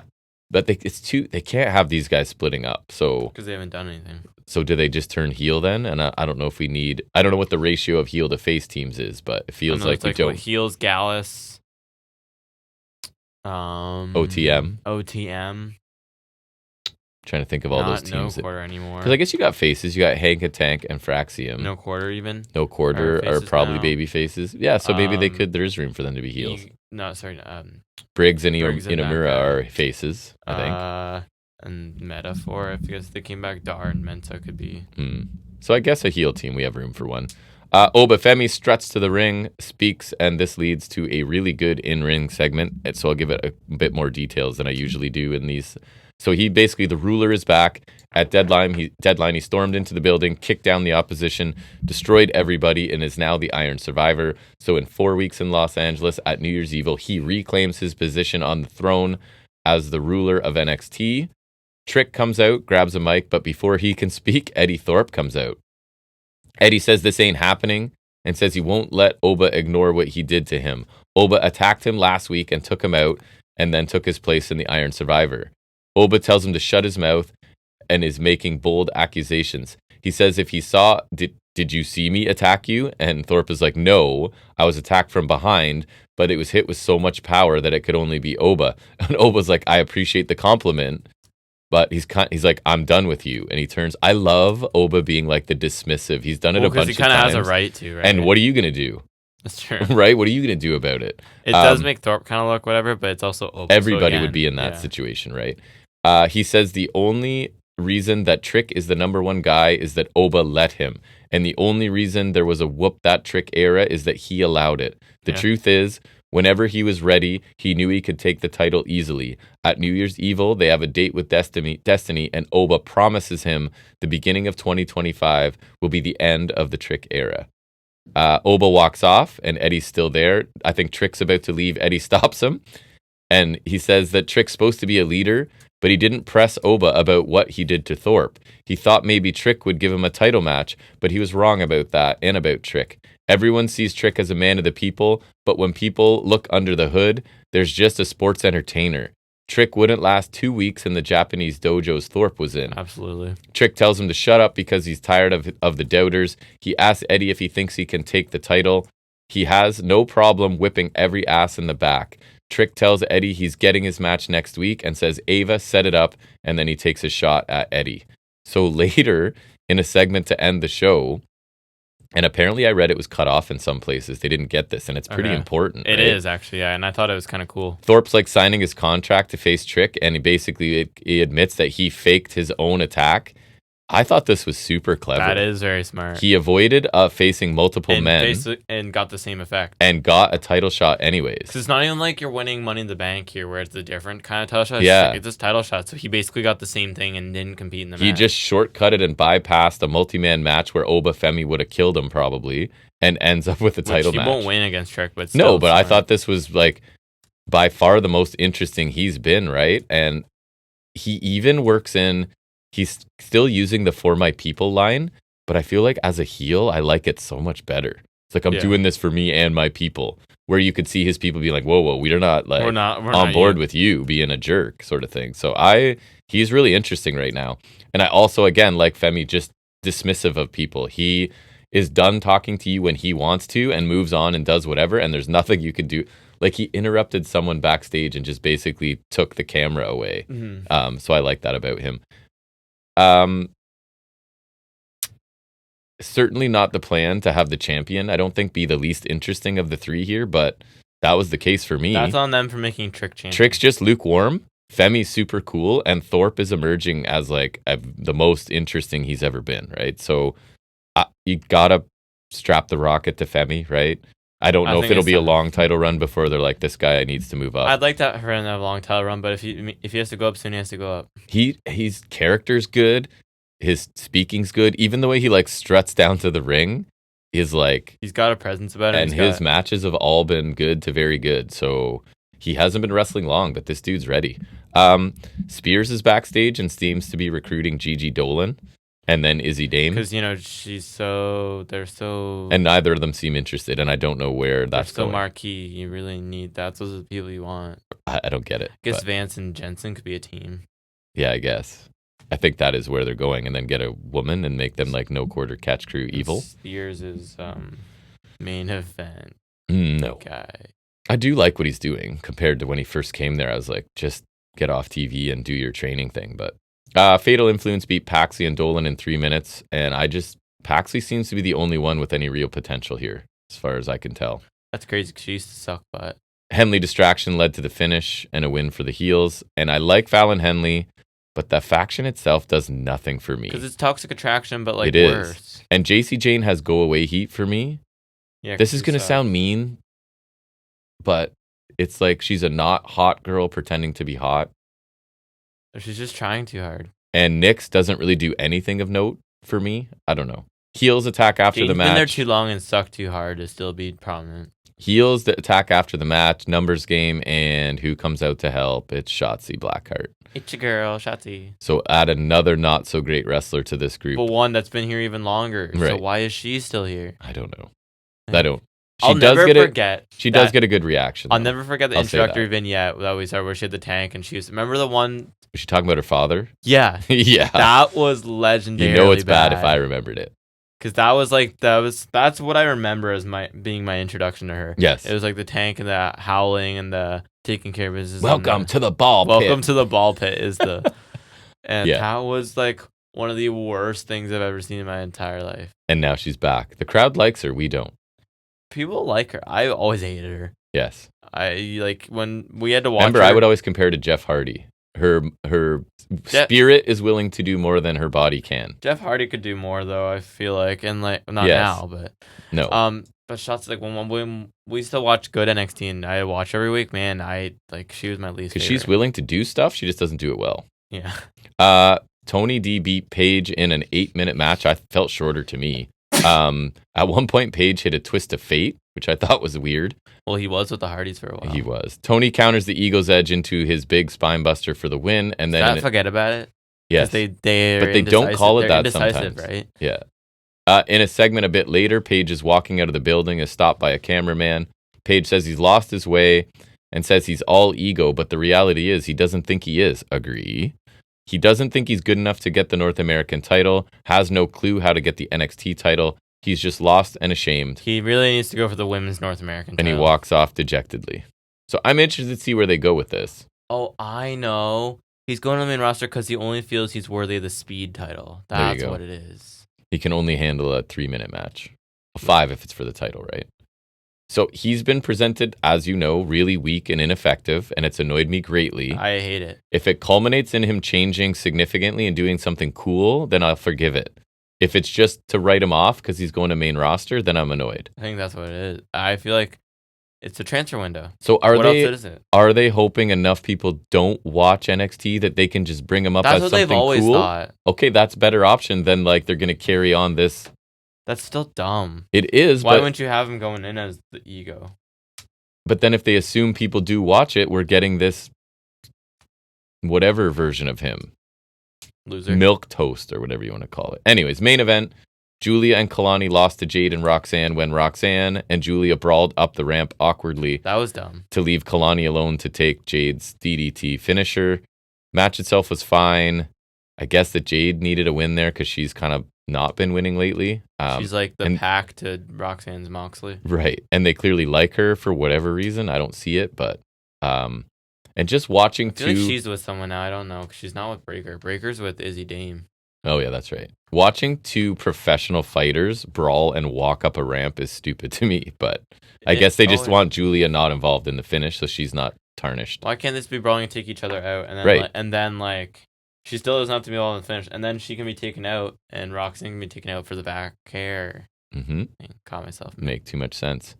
And I've mentioned it before, but Kalani Jordan has moved into Trey Miguel territory for me, right? Really impressive athletically, but none of your stuff looks particularly clean or impactful. And maybe Miguel's looks clean usually, just not impactful. And it is developmental, so maybe she can improve in these areas as well as on the mic. Yeah, at least she's been there for years on end. Dolan or Jane or Lyons has been there for years on end as well. Yes. I would suggest they've given Kalani a bit too much too soon. But being inaugural champion was a lot for her. Yes. I did watch most of TNA. All I'll say is Moose came out and did a really boring 10-minute segment where he's like, the Hardy Boys are amazing because of this, but everyone still talks about me.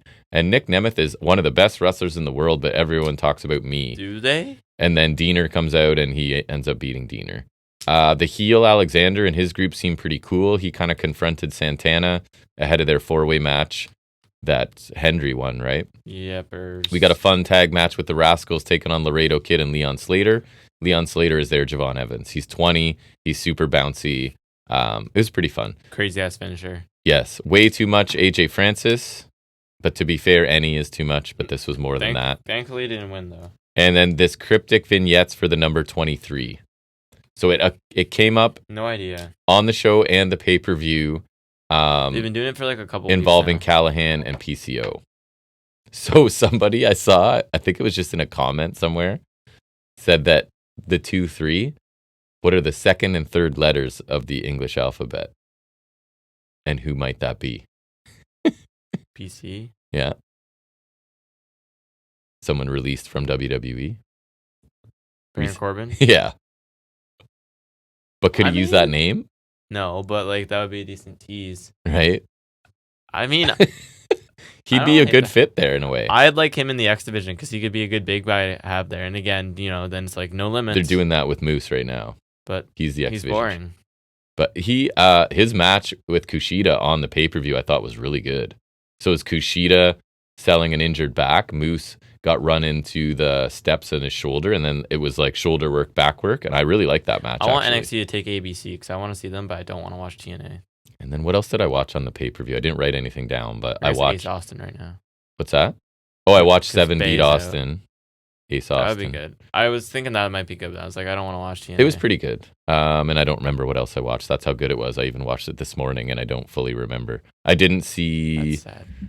I didn't see Masha Tasha is I think where I stopped. But I did see Rosemary, and I saw Tessa Blanchard return and whatnot. But anyways, anything else? That's all I have. The only thing I had from SmackDown was that the rest hold because Strowman came back and squashed Mello in 91 seconds. Of course. Poor Mello. Send him back.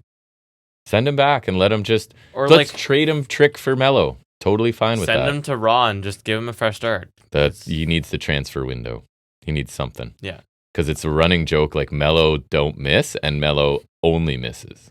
Yeah, like he had that best of 5,000 series with Andrade, and Right. then Yes. it. So they just kept choosing to extend it.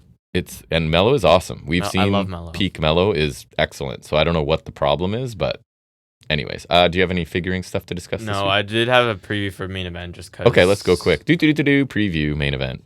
There you go. Old timey 80s music. That's for right. That, I guess. So first one was McIntyre versus Zayn. I haven't thought about this at all. I'm gonna take McIntyre just because he just came back. 100%. It's McIntyre. Zayn doesn't need wins. McIntyre's back. He needs wins. Yeah.